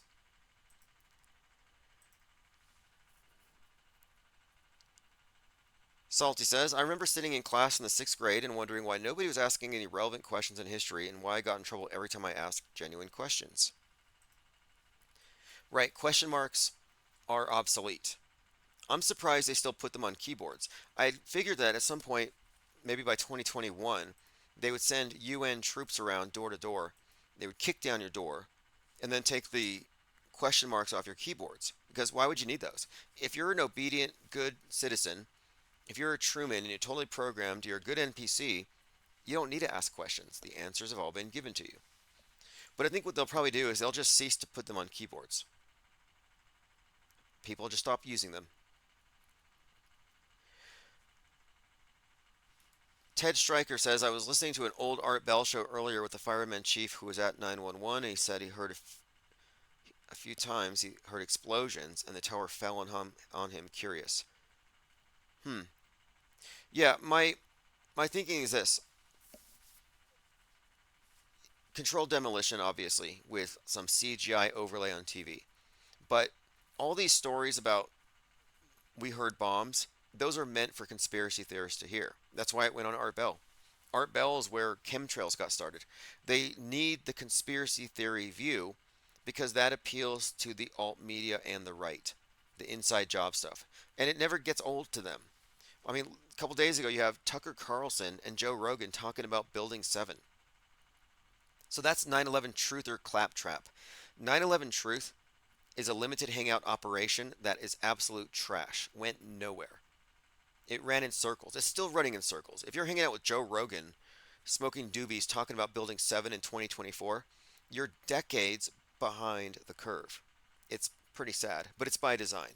So, I mean, it sounds pathetic, but it's by design.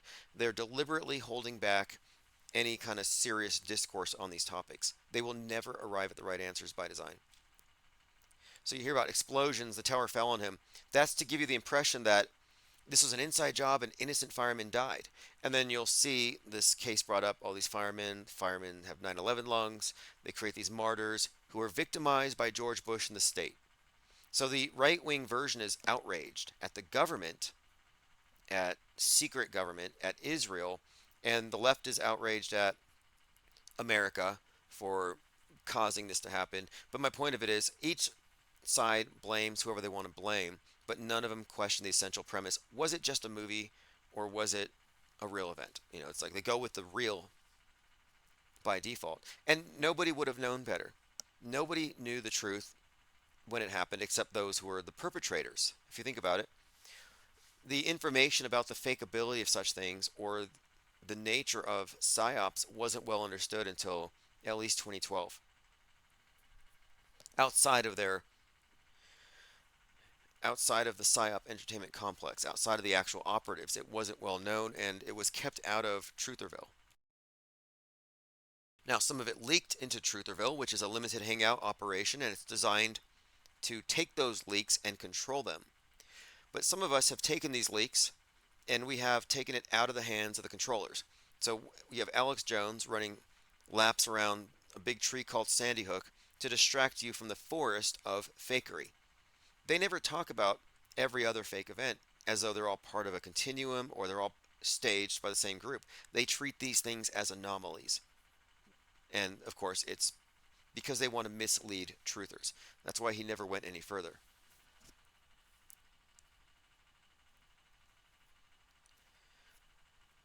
Okay, let's continue.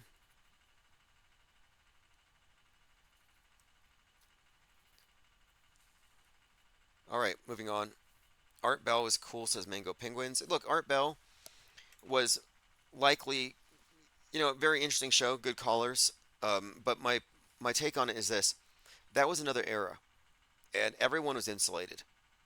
And I think it's worth pointing out that we are apprised of information that we shouldn't have from their perspective. In other words, we are more informed now than truthers were when 9/11 happened and after 9/11. Like we have more information. So if you're still stuck in the 9/11 truther paradigm in 2024, then you haven't really grasped, in my view, the nature of this whole thing, and that's fine. A lot of people are still terrorized by it. Erica Creech says, but Tim, the buildings were real and standing. That's the amazing part.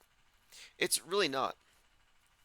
What we're talking about here is a demolition with actors pretending it's something more.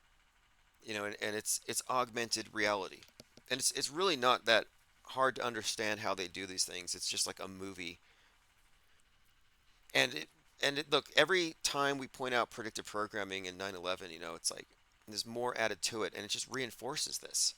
Like recently, we were talking about the director Francis Ford Coppola, and he was talking about his new movie. That it was a movie he's working on now, but that when they were originally looking at it, it's Megaopolis. So it's a 40-year passion project, Megaopolis. Fascinating story here about this thing because it was in production and they stopped because part of the script predicted 9/11, and that was found by, I think it was in our Gilded server. I'll see if I can find that.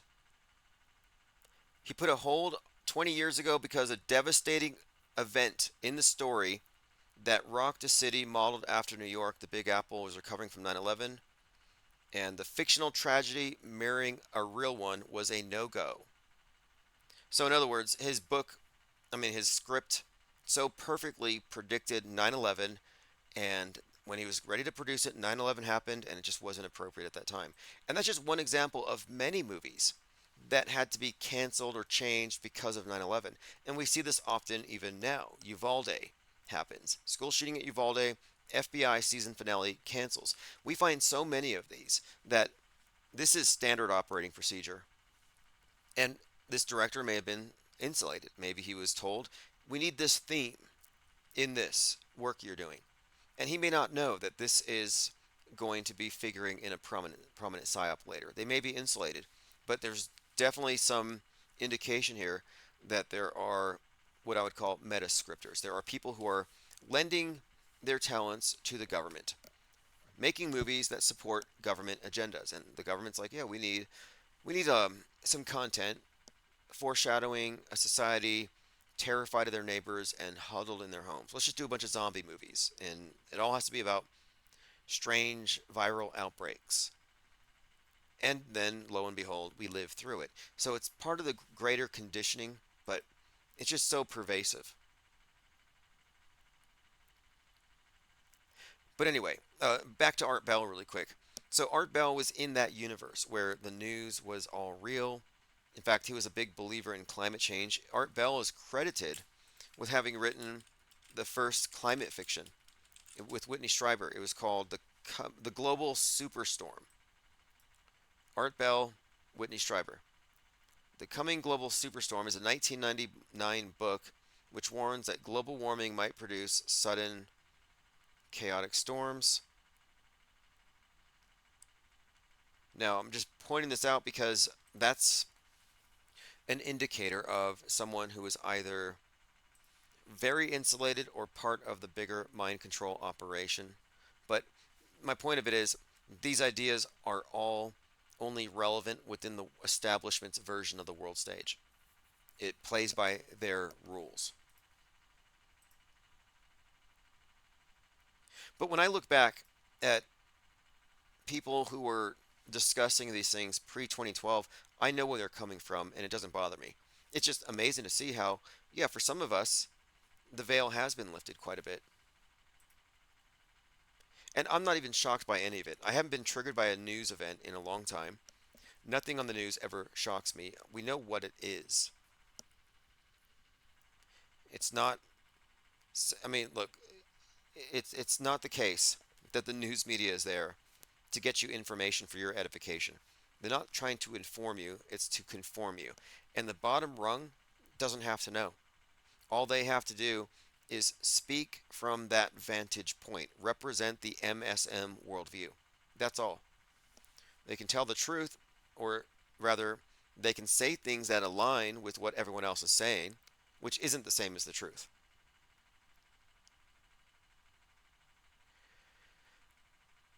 Okay, continuing. Thinkerbell says, loving this, and I had trouble signing in. I'm in New York City, and there was a weird puff of smoke around that time in Brooklyn. I'm across the river. Did you detect the scent of roasted pork wafting on the breeze? Deathclaw Gaming says, Flurfs will never voyage to Antarctica. Their belief is spawned from internet memes. They hide in their mother's basements. Got that tweet today. A flurf is a pejorative for flat earther, or it's a term of endearment. I think they like flurfs, honestly. And my response to him is likely true because they don't want to go anywhere. He is right as far as flurfs, and yeah, flurfs are definitely not really big on exploration. Likely true. However, no glurfs have gone into space because space is fake.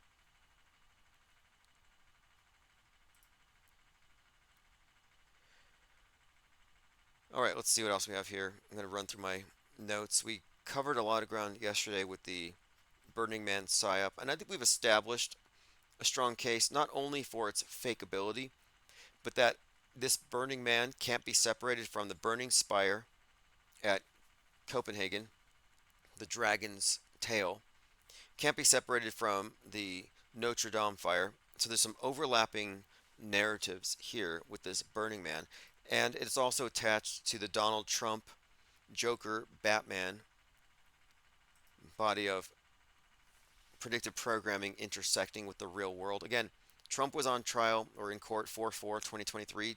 Heath Ledger, the Joker's 44th birthday. And this other Joker outside the courthouse, as you know, Joker 2 is being filmed at the first one. This Joker scene happens. Yeah, this is not coincidental. And the name is a huge tell. The Kill the Rich, Eat the Rich, the Start the Revolution, the Walking Phoenix, the anniversary date with the Oklahoma City bombing and Waco, 33-year-old Burning Man Dave Koresh, 33-year-old Timothy McVeigh electrocuted, all connected. Now again, we went through the special effects that would explain it all. How fast it happened is another aspect to it that's highly questionable. I got a comment here from Vand in our Gilded. He said, in regards to Fallout, it appears they made up Vault 33 for the show. I can't remember which episode, but the female protagonist at one point after leaving the vault and going to the surface asks, where on flat earth is everyone? Oh, I see. I'll have to check that out. I heard there's a flat earth mention. Anyway, we're looking at some pictures here from the show, and it looks like, yes, Fallout has Vegas in it. And we had mentioned this because Civil War has the Vegas sphere blown up. And this Vegas sphere opened with U2, and they had that new album, Atomic City. So there's nukes all over this thing. And here on Amazon.com, Fallout, based on one of the greatest video games of all time, Fallout's a story of haves and have-nots in a world where there's almost nothing left to have. See, have and have-nots, that ties in with the Joker thing, the Marxist class warfare, class envy thing. 200 years after the apocalypse, because of course everything on TV has to presuppose that we're going to end the world, the gentle denizens of luxury fallout shelters are forced to return to the incredibly complex, gleefully weird, and highly violent universe awaiting them above. Okay, now this is making sense. I only watched part of the first episode, and if you see the screen, you have the character, the 33 on her back. Name is Lucy. She goes up to the light to exit. What I'm seeing here, just based on this class warfare thing, is the privileged, out of touch with reality. Lights go out, EMP happens, now everybody's level. A great leveling. Money doesn't mean anything. It's sort of like what we're looking at here, the reference here. Luxury fallout shelters. So there's subtext here I'm going to have to examine. I'll have to binge watch it actually. I'll probably do that tonight. I'll binge watch the rest of it. We talked about the scary chemtrail believers who want to go after pilots because they're a bunch of terrorists. So if you're a chemtrail terrorist, you're going to have to control your own. I mean, that guy's getting pretty dangerous. In fact, chemtrail terrorism is probably going to be the next big psyop. We've had environmentalist eco-terrorists. You know, that's not new. I kind of been waiting for that. I'm like, it's like you'd think these guys would take action, but no, they get on planes still, and they fly to chemtrail conferences.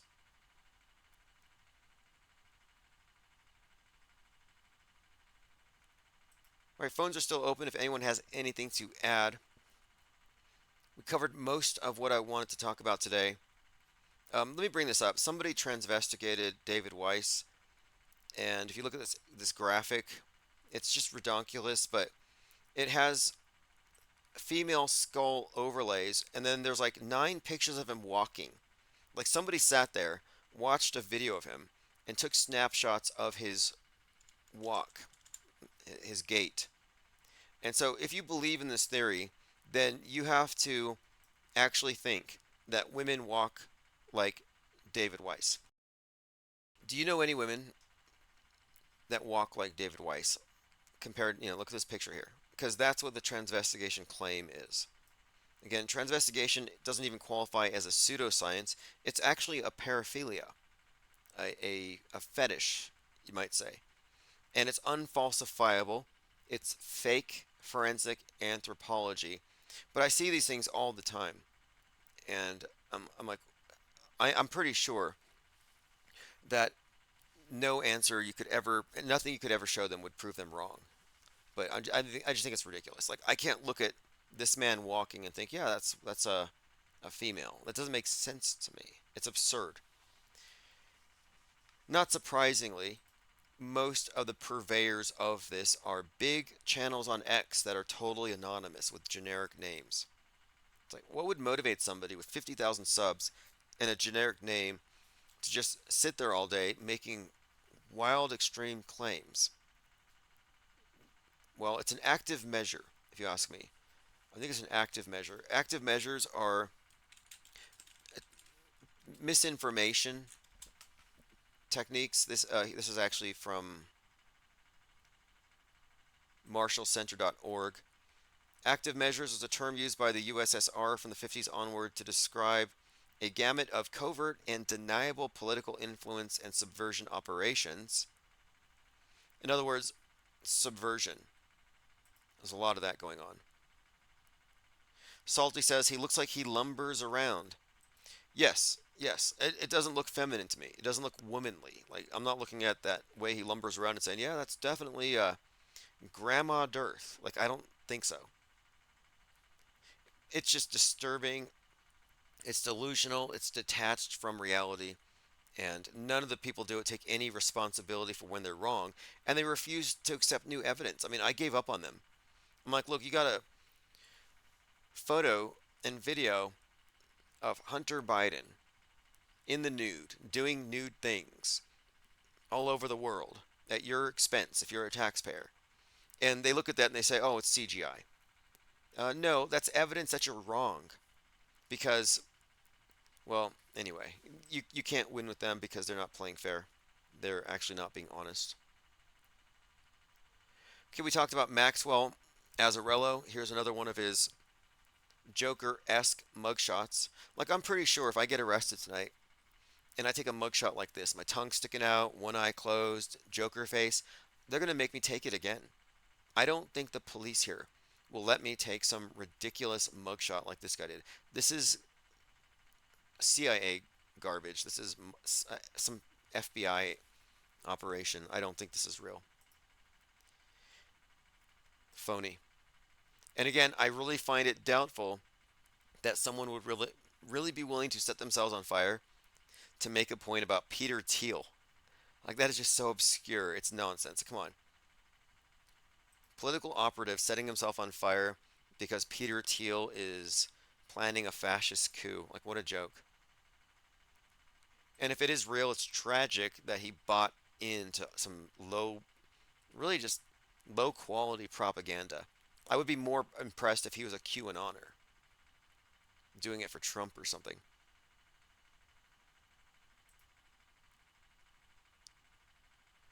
All right, catching up on your comments.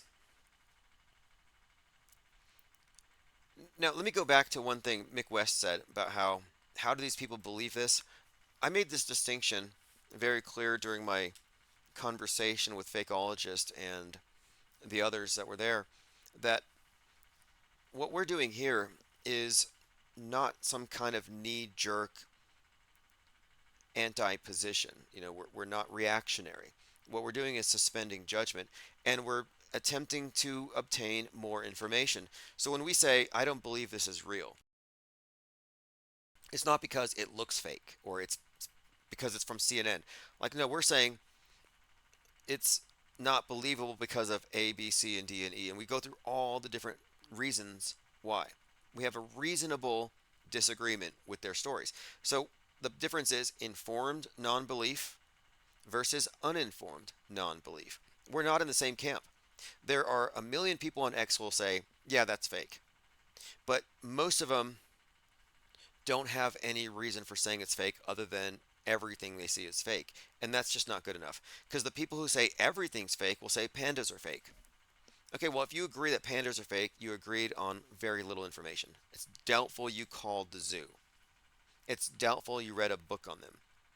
So if you're a low information non-believer, you're not a skeptic. You're actually kind of an inverted version of the mainstream media NPC news consumer that don't even process it. It's like mind aids in the sense where you're not even processing it. No immune system. In this case, it's a prejudiced version of it, but you're just saying everything's fake instead of everything's real. What's the difference? There is no difference. These are equally lazy stances.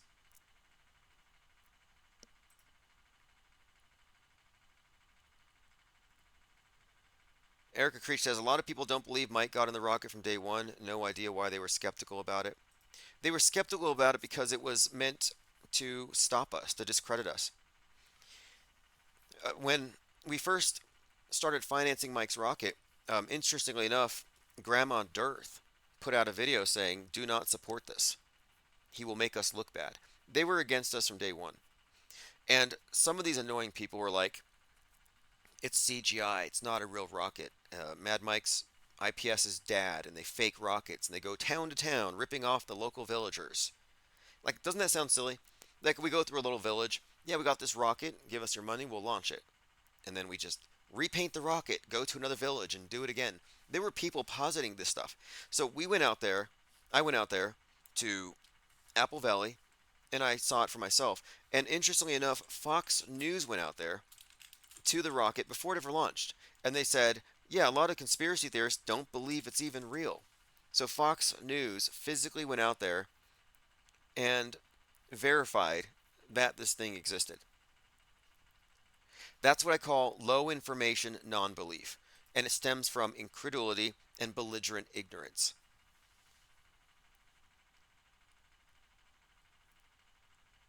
But we're talking about extraordinary claims, etc. Nicotrama said, Fakeologist set up a kill box for you on Thursday. It was 5 against 1.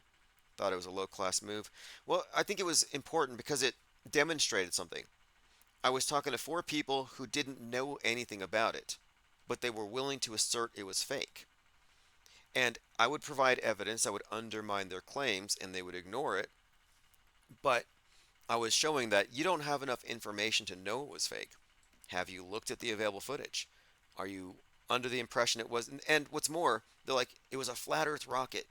Flat earthers paid for it. Now we look bad. I'm like, where were you? We paid for it. He went viral. Documentaries were made. He successfully launched. More documentaries were made.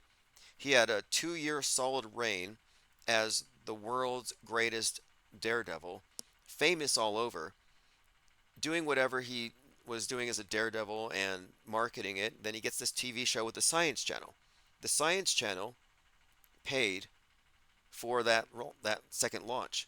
But you don't see people coming out saying, science killed him. We shouldn't do it anymore. It's like, oh, we should just quit NASA because the Challenger, right? Because science killed him. No, they spun the story and they said, flat Earth killed him. Well, it doesn't make any sense. Like, wait, how can you say that? He's been doing stunts for 30 years. But Fakeologist was like, under the impression that this guy just came out of nowhere, put on a costume, and it's all fake.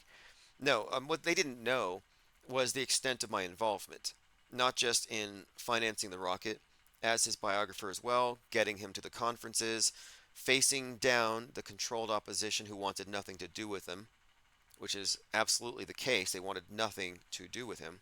So how is it that somebody who's running a psyop to trick everybody is opposed by the people who are supposedly on his side? And I had even more information that they weren't aware of, that they couldn't quite account for, such as if this was a hoax, Why was he being charged with 19 counts of extortion? And why was he going to miss? I mean, look, he almost missed that launch, but myself and a few others bailed him out. I'm in the hole for a lot of money because of it. And my point being, it wouldn't have happened if it wasn't for me up until the end. I'm not, and my point of it is that if it was a hoax, they wouldn't have locked up their main actor the night before. And it'd be like if David Hogg had been out partying and he was in jail, and then the day of the Parkland shooting happens. Like, no, they're not going to leave him in there. They're going to take him out. But they didn't have enough information to debunk it, and we didn't hear anything countering it, nor did anybody establish the case for this being a hoax. Because even if it was, or even if we were trying to prove it to be a hoax, you have some monumental hurdles to leap over. For example, open set, multiple witnesses I can contact. In every single fundamental way, it differs from a usual hoax. As in, most of these media psyops aren't done in full view of the public with your own friends there. I had friends there. My point is, I have access to enough information to explain how it would be inconceivable to have pulled a hoax, and if it was a hoax, then he gets a secondary title: World's Greatest Daredevil and World's Greatest Hoaxster, because not only did he trick the mainstream media that hates him, but he tricked the legal justice system and evaded prison. So it's a magical, remarkable story if you go with the hoax explanation, but it's incoherent. Makes no logical sense. Nicotrama says they don't listen to information you provide, and they said I haven't considered that. Yeah, they didn't research. So they were demonstrating for me the position of the low information non-believer. So look, you're low information non-believers. Good for you. Auto disbelievers, like you guys don't believe in what? Duck-billed platypuses? You don't believe in gorillas? And you would only fall for this crap. I'm talking about fake gorillas, fake koalas, if you accepted the framework given to you. Oh, look, here's a video, looks fake. These things are categorically fake. It's stereotyping. This video of a gorilla is fake, therefore all gorillas are fake. The flaw in that is stereotyping or not doing enough research. So if you only judge something from a narrow range of information, you could easily be wrong. That's why I say suspend judgment. And it seemed to me that they were only judging this based on a clip that some TMZ reporter had. And when it comes to that, they don't even know. And like one person was like, "Why weren't you there?" Well, I was at the last one and it didn't take off. There were multiple attempts, not an easy thing, and I just didn't have the money to go drive out and hang out in the Mojave Desert. And then two, because of the FAA, you can't just launch a rocket a mile into the air in the city limits. So they had to go out into Mojave Desert. And even then, the BLM had issues with it that caused them to delay the launch and delay the launch.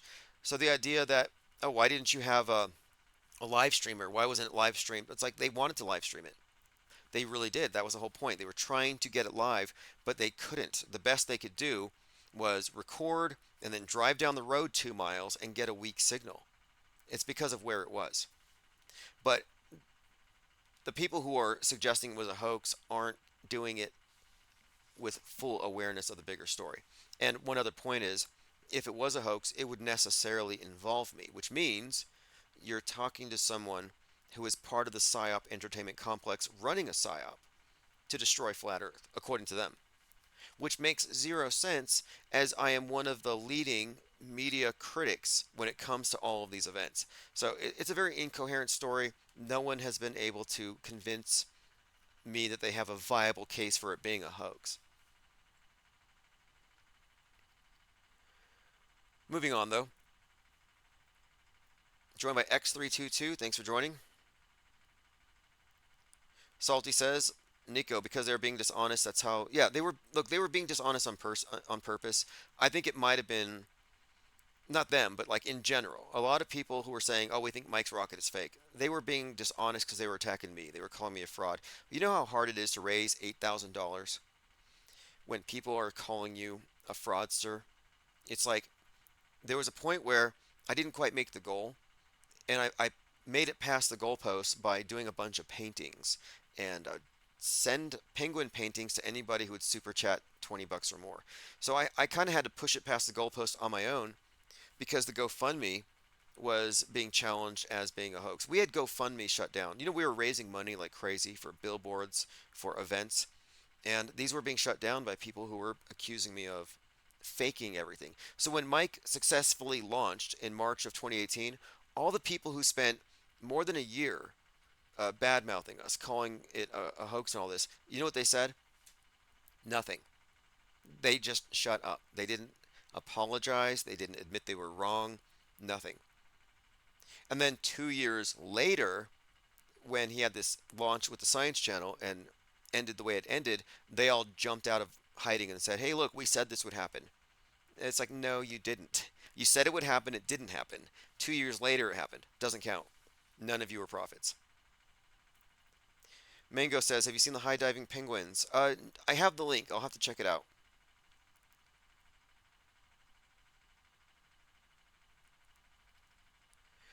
Let's move on here. Dewis and Paris says, I don't think Faco had any ill will.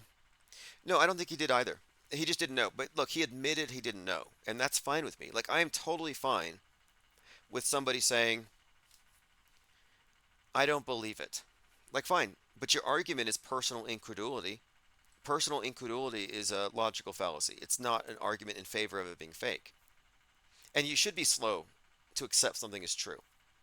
But if you're going to assert that you know it to be a hoax or you believe it's fake and you can't prove it, and then someone debunks you, it destroys your credibility. So what I want to kind of do here is just make the point that we're not the same as low information believers. We have higher standards, and we're deliberately trying to elevate the standards. That's why I thought the conversation was worth having. Because if you can tell me something's fake, but you can't tell me why it's fake, then you don't know it's fake. You have an opinion, but it's not the same thing. We want informed non-believers.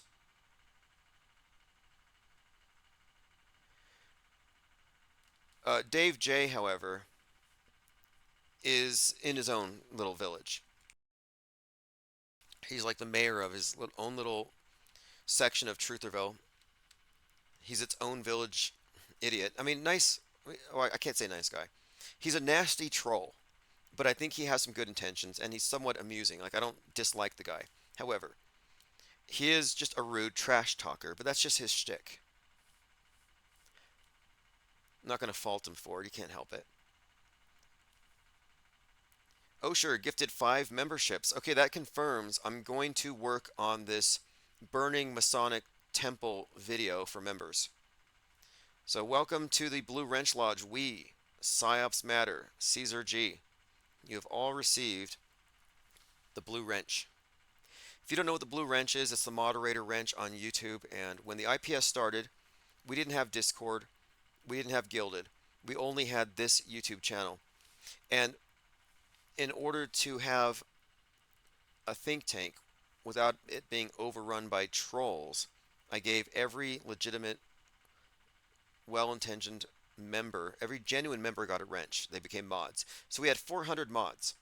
And the policy was, if somebody here comes in and they aren't moderated, or they're spouting some blue pill or red pill or blue pill or controlled opposition talking points, ban them. So we would just ban people. And then they would have to email me and say, I want to be in the chat, and I would take them out and give them a wrench. But the point of it is, we didn't want anyone in there who hadn't been vetted. So we created our own membership system early on. Then we get kicked off, and now we're back, and now YouTube has its own membership system.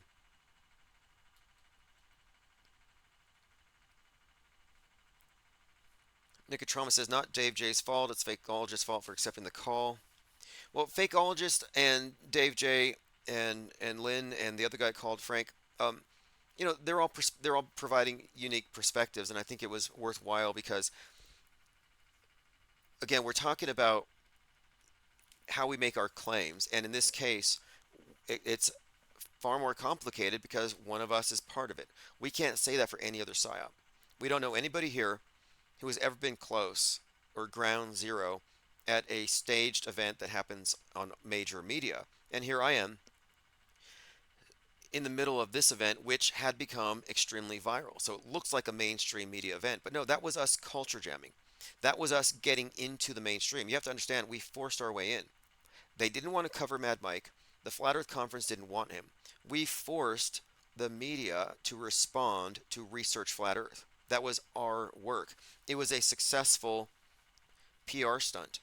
It was a PR stunt, it was a daredevil stunt, but we succeeded in getting Research Flat Earth to be the most prolific meme out there. Do you remember how many times it would show up in graffiti? The Daily Beast did stories on Research Flat Earth graffiti showing up in California arroyos in their drainage systems, like just like graffiti, Research Flat Earth. Scotland, Research Flat Earth was being spray painted on walls, and my point of it is we broke that meme out into the mainstream. It was like kind of like how they do psyops and they create something and now it's real. Well, we made that exist on the world stage. And Mike was a walking, talking meme fount. And everything he said in all of his interviews was going against the dominant mainstream. I mean, he was on Fox calling Buzz Aldrin a lying Freemason. So we were actually doing whatever we had originally planned to do. I would say it was a very successful project. Nico says, Lynn says you have bad judgment because you don't believe in Vaxageddon and chemtrails. Well, look, that's what I'm saying here, is that position is MSM plus. I'm not in the box. I'm a non-believer. And this is why we're separating with not with believers. Look, if you're a believer, you're probably agitated, you're probably mad, you're probably anti-government, and you're probably following all kinds of feds and limited hangout operations. Fine. You can stay in Trutherville. We are specifically challenging truthers in Trutherville. So you should expect more people coming up against me. Oh, you're not scared of cirrus clouds? You're a threat to my existence. We are enemies. And then we can hash it out and make friends at some point in the future. That's what we're going to do. We are going to challenge every truth or orthodoxy, and every person who gets very vocally agitated is going to help illustrate the point that this needs to happen. The reason I don't believe in chemtrails is that I think it's unacceptable to ignore evidence and to use logical fallacies to accept a premise. I don't believe in self-deception. I don't believe in spreading fear for no reason. Or rather, I don't believe in spreading fear for Big Brother to create a right-wing counterpart to climate change. No, I'm not a propaganda mule. I'm too honest. I'm honest with myself. I don't believe in that garbage, so why would I believe in it? Why would I spread it? It's not bad judgment. I'm using judgment.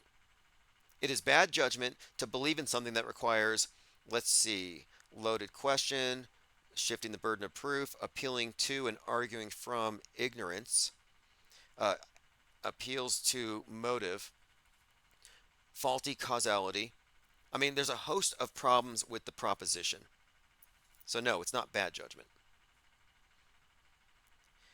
Constant Elevation says, I'm an HVAC tech. I've written Research Flat Earth on hundreds of rooftops units as a little treat for someone to find. Yeah, see, they are missing the point here. And here's another reason. And look, in defense of Lynn, she sees the Flat Earth as an operation to discredit truthers or to discredit legitimate criticism of NASA. So from that perspective, I was the enemy. From the perspective, we're like, hey, let's take Flat Earth and make it the dominant conversation in conspiracy culture. And we did it. So in her mind, we were doing damage. So she's like, oh, Mad Mike spread Research Flat Earth everywhere. I'm like, yeah, we wanted to. That was the damn point. We saw that as the path moving forward. And I would contend that the Flat Earth going out of control was the best thing to ever happen to alt media and conspiracy culture, because it liberated it from every single limited hangout fake conspiracy out there. It opened up the floodgates. It broke the Overton window off its hinges there. It's like, it just, to me, it was like a crack in the dam. And it's not even about, oh, the earth is flat. It's the flat earth question and the challenge to the authorities. And moreover, the points it raises about how we accept beliefs when coming from the ubiquitous screen.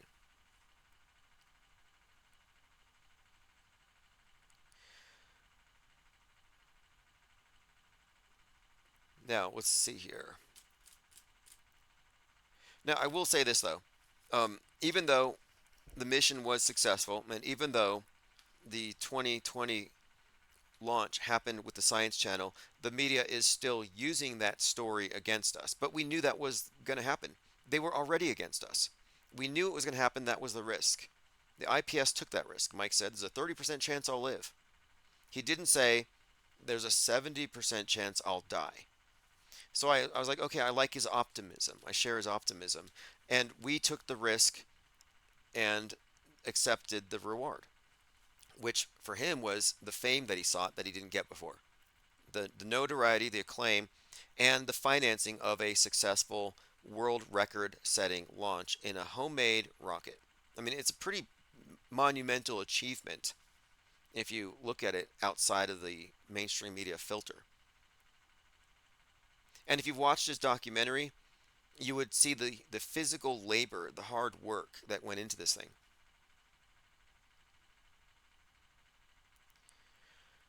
Okay, let's move on. That's old.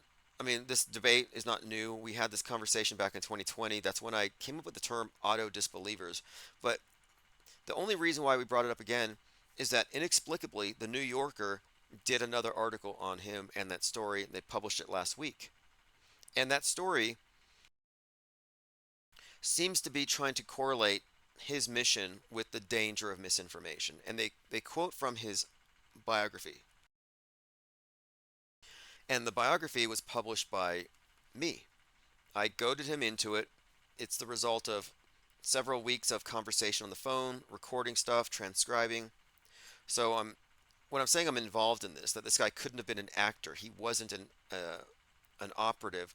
Yeah, I can speak authoritatively on it, unless your argument is that I am lying, or I'm part of it, or something. Which, again, that's on the person formulating the theory to work out. If you haven't read that article in the New Yorker, it's kind of a must read. It just came out on the 15th, and it's called Don't Believe What They're Telling You About Misinformation. In 2018, while seeking funding and attention for his next rocket ride, he self-published a book called Mad Mike Hughes, The Tell-All Tale. So we published this book, and then we ordered a few hundred copies, and he and his rocket showed up at the Flat Earth Conference in 2018, where he wasn't invited. And I insisted.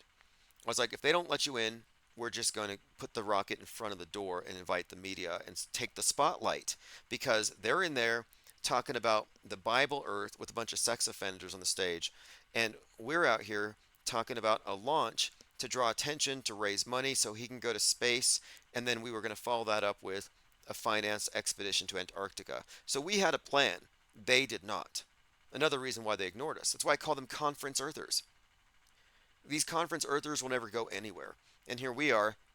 Look, we got a viable plan to get Mike up 60 some miles, which isn't likely going to prove anything, but it'll raise the money and the attention and the question, keep the ball rolling while we get someone to go deep, deep, deep south. So we had worked out a plan that I think was magnificent. It's very telling, though, that it was entirely opposed by everyone. And that's why I'm saying it doesn't make sense that this would have been a hoax given the opposition.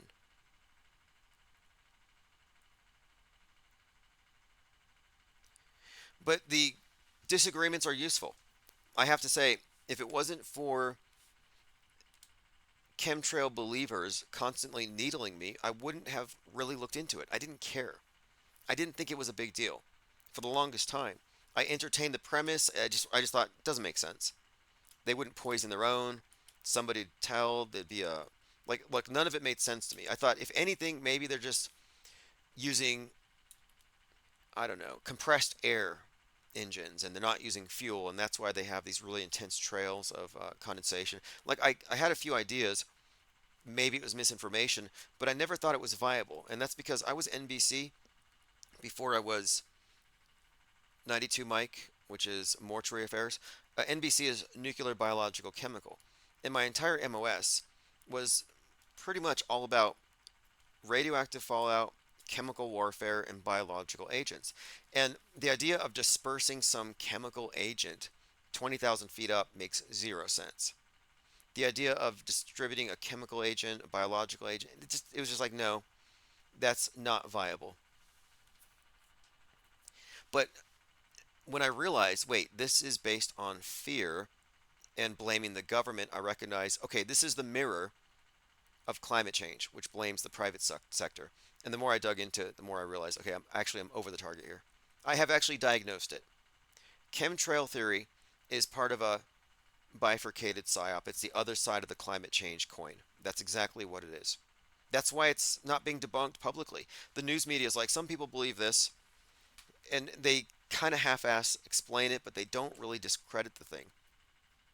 Same with the Mandela effect. You'll notice the mainstream media will say some people think it's CERN, others think it's misremembering, but they don't ever really destroy it like I plan to do.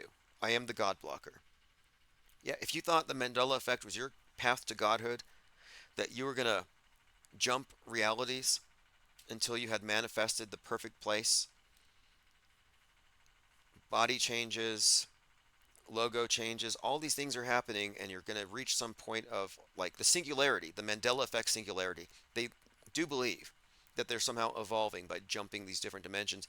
But when I'm coming out here saying it's a hoax, I'm stopping people from transcending, you see. I'm locking them down in the matrix. They've called me the God blocker. But look, I still endorse anybody who's in the realm of media fakery deconstruction. I don't believe in burning bridges. I think that we need to maintain a pretty hefty off-world stage presence, even if it's going to be a little contentious at the beginning as we move into quarantine. But I think that as we get into quarantine, people will see the wisdom in what we're doing, and they may question the various things that they have accepted that are probably fake or not worth holding on to. Jamitra 101 says today's date is a mirror, 4202024. I see that, 4202024. Today's the anniversary of Littleton. Does anybody else think that the Littleton shooters, Eric Harris and Dylan Klebold, that these individuals were repackaged as Trey Parker and Matt Stone, the South Park creators? I've seen those pictures, and I think it's likely. Very fitting. Same part of the country, too. Okay, let me catch up on some comments. On Twitter, I said, self-described patriots on Twitter are a cancer on X. Yeah, there's a lot of anonymous people who just call themselves patriots, and it's just code for Q. How did these JFK worshippers manage to take the word patriot and assign it to what they're doing? It's really bizarre. They're just hope scrollers, doom scrollers, digital soldiers, just exercising their thumbs all day on their devices and like, or patriots. No, you're not a patriot.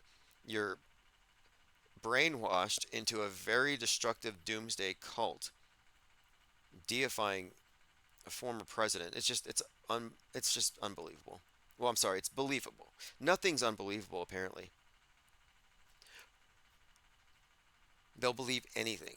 Was it Richard Nixon said, the American public won't believe anything until they've seen it on TV? Which is true. Although, I don't know, maybe he's slightly understating it.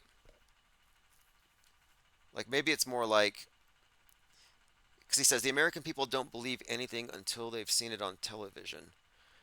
But it's also true that they believe everything they've seen on television. I mean, it's really bad. The digital veil. You know, the concept of the hoodwink. And briefly, in the initiatory societies, Freemasonry or whatever cult, it's generally the same thing. Bag over the head, a wool sack, rope around your neck. You're led into the room in the dark. You take an oath, they pull the hood off, you've seen the light. The idea here is that those inside have seen the light, those outside dwell in darkness. They're leashed to it. So the masses today are wearing a hoodwink. It's a digital hoodwink. It's the ubiquitous screen. They don't see it as a filter, they see it as a window to the world, but it's the main way everybody is put into the deception. That's how your head goes in the box. The way I would describe it, the mainstream media news consumer has their nose pressed up against the screen, and everything that they see is their frame of reference. The auto hoaxers are 6 feet away from the screen. We have socially distanced from it. So we still see the world and we see the screen. And we don't conflate the two. We recognize, okay, you have the real world and then you have the televised version. But those who have their face pressed up against it have merged the two. This is the meaning of 2001 Space Odyssey, David Bowman merging with the monolith. It's the meaning of 2001, 2 into 1. It's encoded into this alchemy of merging the real world with the fake. Now, the conspiracy theorists are looking at that screen with their nose up against it, and they're thinking, this looks fake, this looks wrong, I think they're lying. So what do? They put their head through the screen, looking for more information. So instead of stepping away from it where we are, they go deeper. And that's why conspiracy theorists have more beliefs about what's happening, and these beliefs are crazier because it's very nightmarish, and they're further from reality. And that's why they don't like us. A lot of orthodox truthers are not going to like auto hoaxers because we reveal that they took the bait and that they're more brainwashed than the denizens of Normieland. It's true. Normieland is brainwashed and apathetic. But the people who have left that, by and large, go into a deeper level of programming where they believe in even crazier stuff than the mainstream. So the believers tend to dislike non-believers. This has always been the case. Commenter says, are there any photos of his dead body? Well, let's bring up the burden of proof thing first. When we talk about a fake event, like this guy sets himself on fire in front of a Trump event and it has all these weird things attached to it, narrative threads, there are questions like, well, that's very unusual. We would all agree it's unusual for a guy to set himself on fire next to a hot dog stand in full view of CNN. That's unusual. That's an extraordinary claim. Requires extraordinary evidence. We look, don't find it. Now, a daredevil dying, doing a death-defying stunt is not an extraordinary claim. Now, it was witnessed, and there were cameras in the rocket, outside the rocket, but do you really think they're going to release a snuff film to the public? No. Now, the coroner's office obviously would have more information, but the rocket itself shot 5,000 feet up, nosedived into the ground with no parachutes. Now, I've worked, after the military, I was 92 Mike, which is mortuary affairs. I went from there to go work at the county morgue, well, the state morgue, rather, and I did decedent transport, meaning car wrecks. I have actually picked up helicopter wrecks. I picked up a train wreck, people run over by trains, suicide by trains. So like I've seen bodies at various states of disrepair. I've seen traumatic injuries. I've actually, some of these are grotesque, but my point of it is, I know what happened, and there wasn't a recoverable body in the usual sense. And so it's like, it's even, since I know it's real and I know what happened, when people are like, oh, why don't you get us a picture? It's like, you want me to go talk to the people who had to deal with that? Like, I kind of wish I could have gone out there and helped them since I have some background in it. But no, there was no question. Nobody ever raised the question that it didn't happen, except for critics of the IPS. Nobody who was there questioned it. I know people who were there, but the people who calling it or suggesting it's a hoax are making this claim without having looked at all these other avenues. I mean, I was talking to someone there who did the last interview with Mike, and then now, of course, it wasn't live streamed on that second because there wasn't any internet connection, but immediately after. But no, there was never a question. And if there was a question, or if you thought, oh, I have a lead, this could be a hoax, you realize that this would be a bombshell. If you were to expose this, it would reveal something so monumental, like you would want to do that. But the people calling it a hoax are just like, oh, it's a hoax, let me move on. They're like not willing to go deeper and expose all these people involved. But no, there's lot of information that needs to be understood before you could even make that claim. You'd be making the claim out of ignorance. And what I won't do is I won't make an argument from ignorance.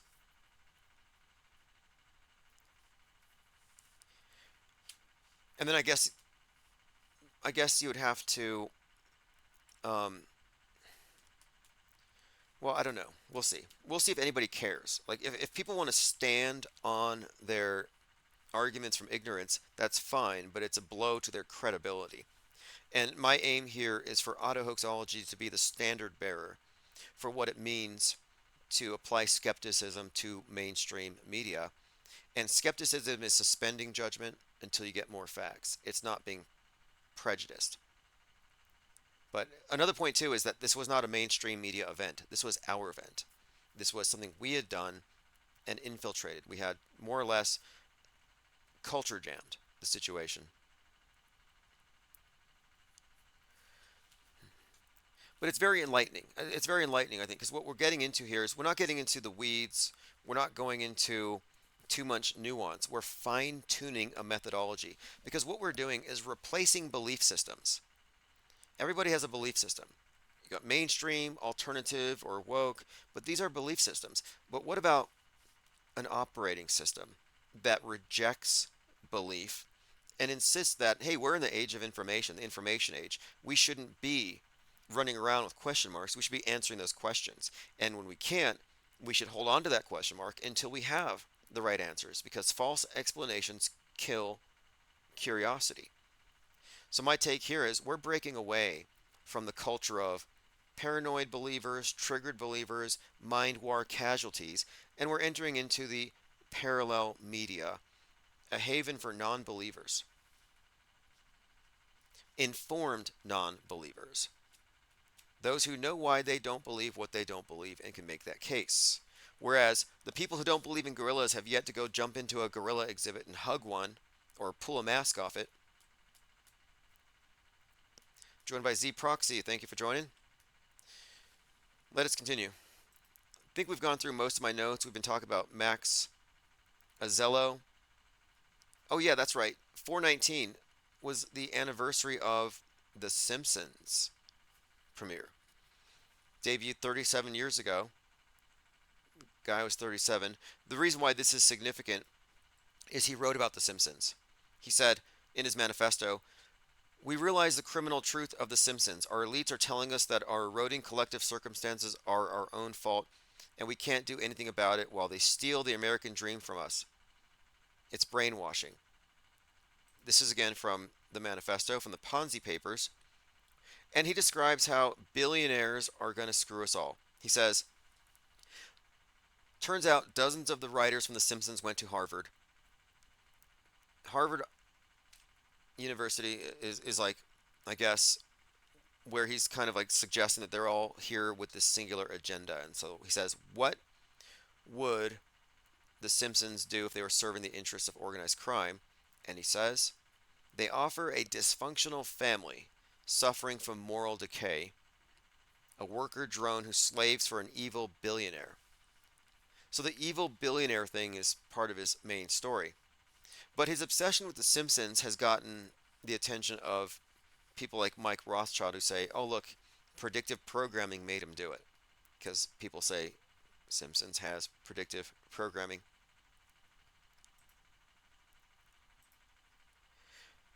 Now look at this. He says, and when I first saw the story, because I don't think these things are real, so I'm generally kind of irreverent about it. It's like, oh look, this guy's burning himself. So I go on to Twitter and I post the meme of the dog in the burning house that says, "This is fine." Half an hour later, I get his manifesto. So we find his manifesto, and he says, "They use memes to reduce our discourse, so we would all repeat what they had given us. All we can do with this unprecedented new technology is mock the other tribes, embrace apathy, parrot nonsense conspiracy theories, and have a cathartic laugh at how awful our circumstances have become. Quote, this is fine, quote, we said, as the world burned around us." So again, I post that meme, then I read his manifesto, and he actually quotes that meme without specifically suggesting we're like that dog from the meme, but isn't that kind of weird? And then he has this bizarre reference too. And I thought, look, maybe I'm paranoid, but there are many indications that we might be PSYOP entertainment complex enemy number one, because it often seems like we're being referred to or they're trying to dilute our messaging. So the last page of his manifesto says, a small movement armed with these truth-colored glasses will become a big one. So laugh and spread the news, the emperor has no clothes. Now that's something I've been saying quite often, the naked emperors, and how we are a small group, we're quarantining, but we're going to metastasize this and expose that the emperor has new clothes. Like, this sounds like something that I would have put in Autohoaxology 101. I probably even referenced the naked emperor thing. But then he adds to it that you can follow this book and look, if you share the story, you will, quote, bend history. Nobody's talking about news bending or the news bent history but us. So I'm just saying it's a little weird here. From my perspective, it kind of seems like it's targeted. And there isn't any other channel taking our stance and doing what we're doing. And we're really just getting started.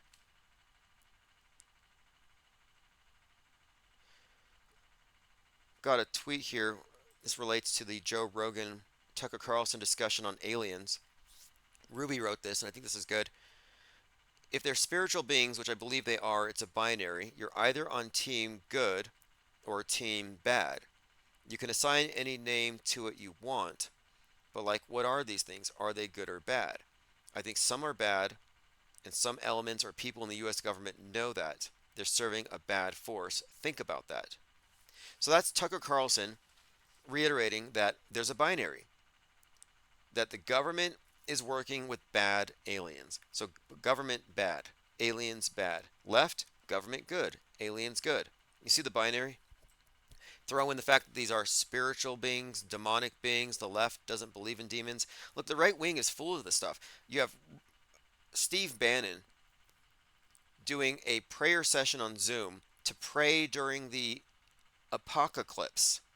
During the eclipse, this guy's praying to stop satanic energies from coming through. They're just playing to their base.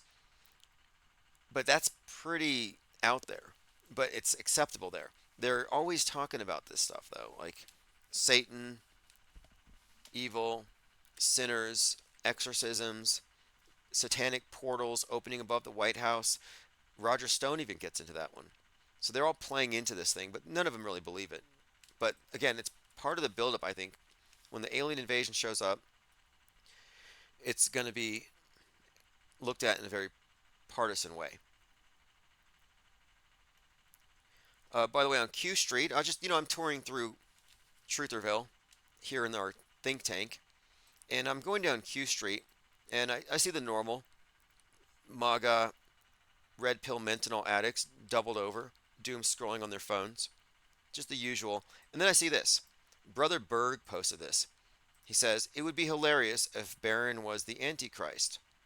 And Brother Berg is one of these gematria calculator types, so he did a gematria calculation, and it turns out that Antichrist adds to 52 or 46 or 49 or 121. Barron Trump adds to 43, and Antichrist adds to 43. So based on his gematria calculations, Barron Trump might be the Antichrist. My response was, this QAnon fan fiction about a minor is not creepy at all. I mean, isn't this creepy? They're engaged in some kind of erotomania regarding Donald Trump. I get it. They think Donald Trump's in love with them. They're in love with him. He sends them special messages, winks and nods. Yeah, it's real love. That's what erotomania is. Erotomania is a delusion that the celebrities you're in love with love you back. Well, now their erotomania is getting into this territory here of focusing on somebody who should be, a little too young for them to be focused on.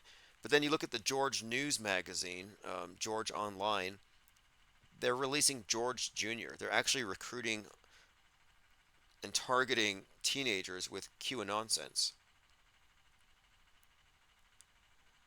But yet definitely creepy, and I'm just there to remind them, hey, you've crossed the line. I mean, they are so lacking in self-awareness, no reflection. They're just, it's mental. They're a danger to themselves. They're setting themselves up, walking into this massive honeypot. And I think I know where it ends, and we'll see, but I've been watching a lot of movies lately, so I have a pretty good idea of how this whole thing ends.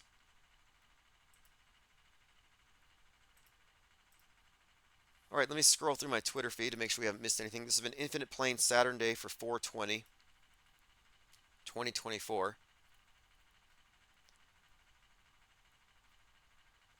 I think we're going to get some more information. I know he just died. The guy supposedly died or whatever. I'll keep digging along these lines. I'm pretty sure, though, there's some more Batman connections I want to look through. It's not over yet. I guess I should play this. I always like listening to this lady explaining how the Monster Energy drink is a tribute to the devil when you drink it. There's a gap right here in the letter M. It's never connected. So you go into Hebrew. The letter Vav is also the number 6. Short top, long tail. Short top, long tail. You could have here in Hebrew 666 on the can. But my interest is the word monster. What do you see in the O? There's a cross. Okay. What has Christ got to do with an energy drink, let alone the name Monster?